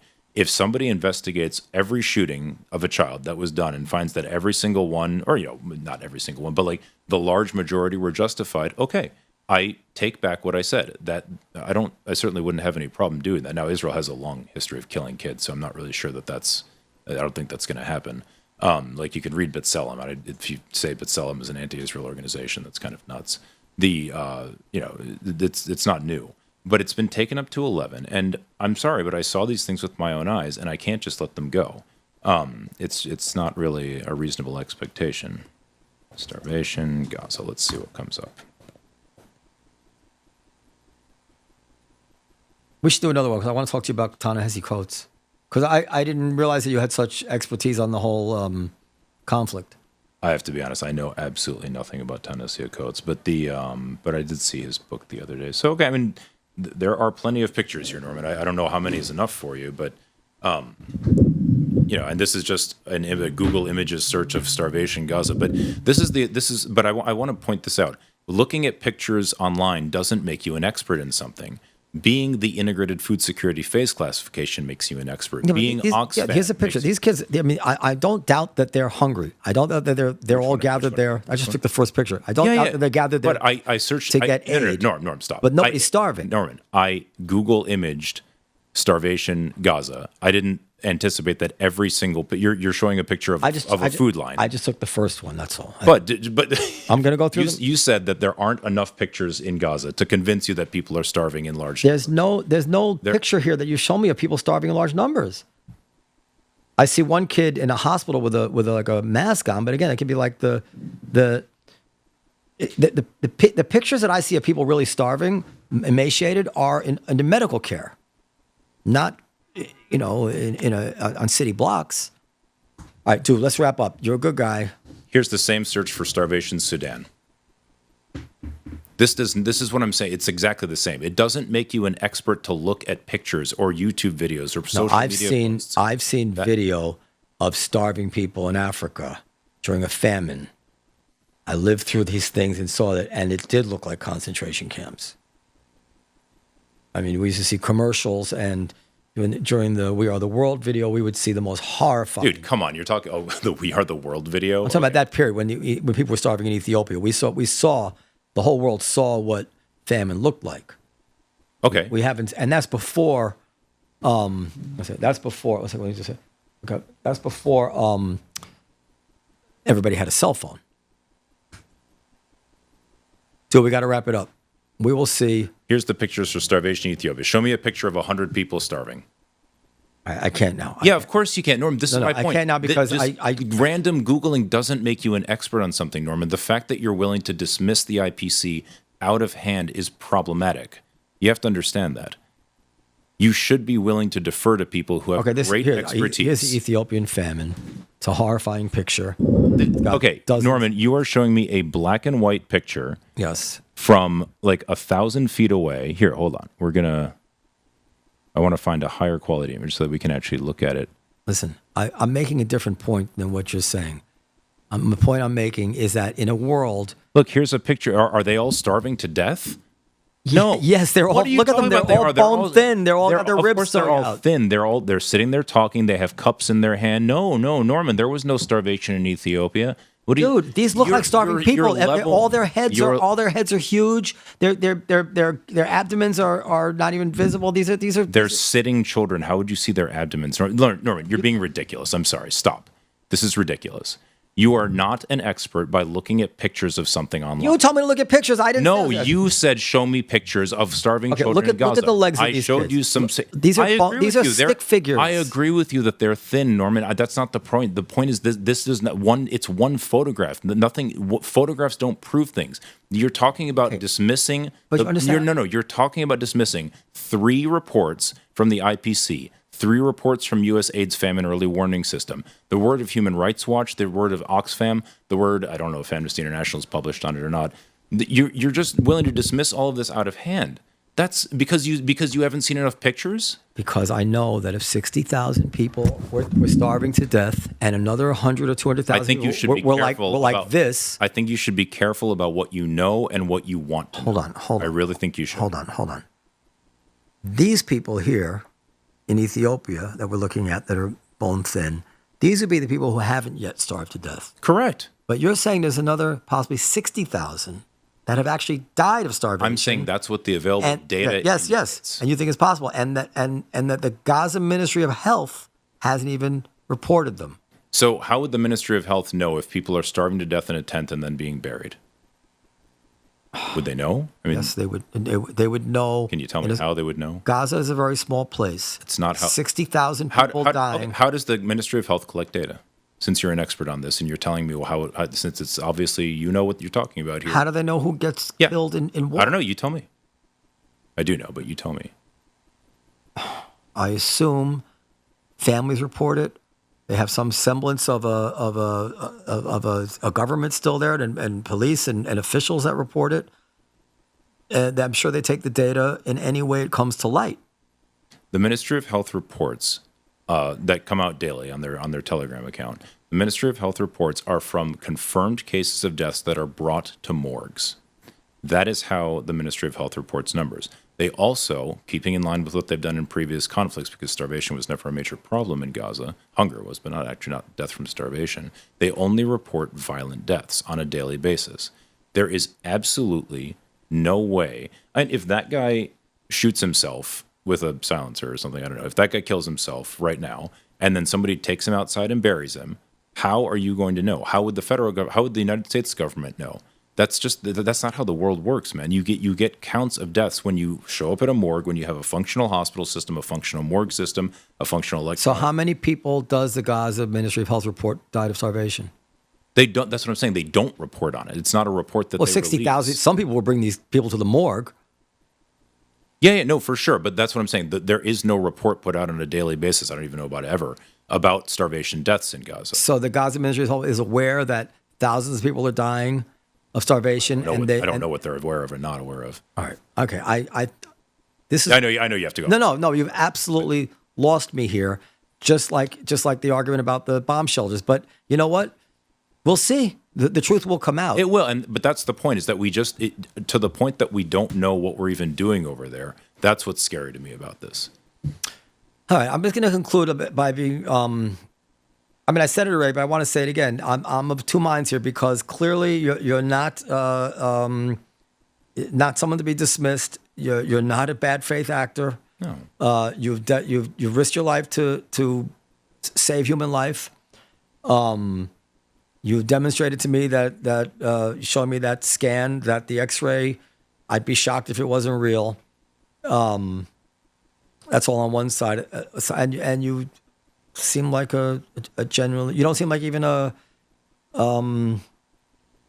hater of Israel. I mean, I'm sure you are opposed to Israel politically, but you're not like a. Just to be clear, no, I'm not. Okay, well, in any case, you're definitely not.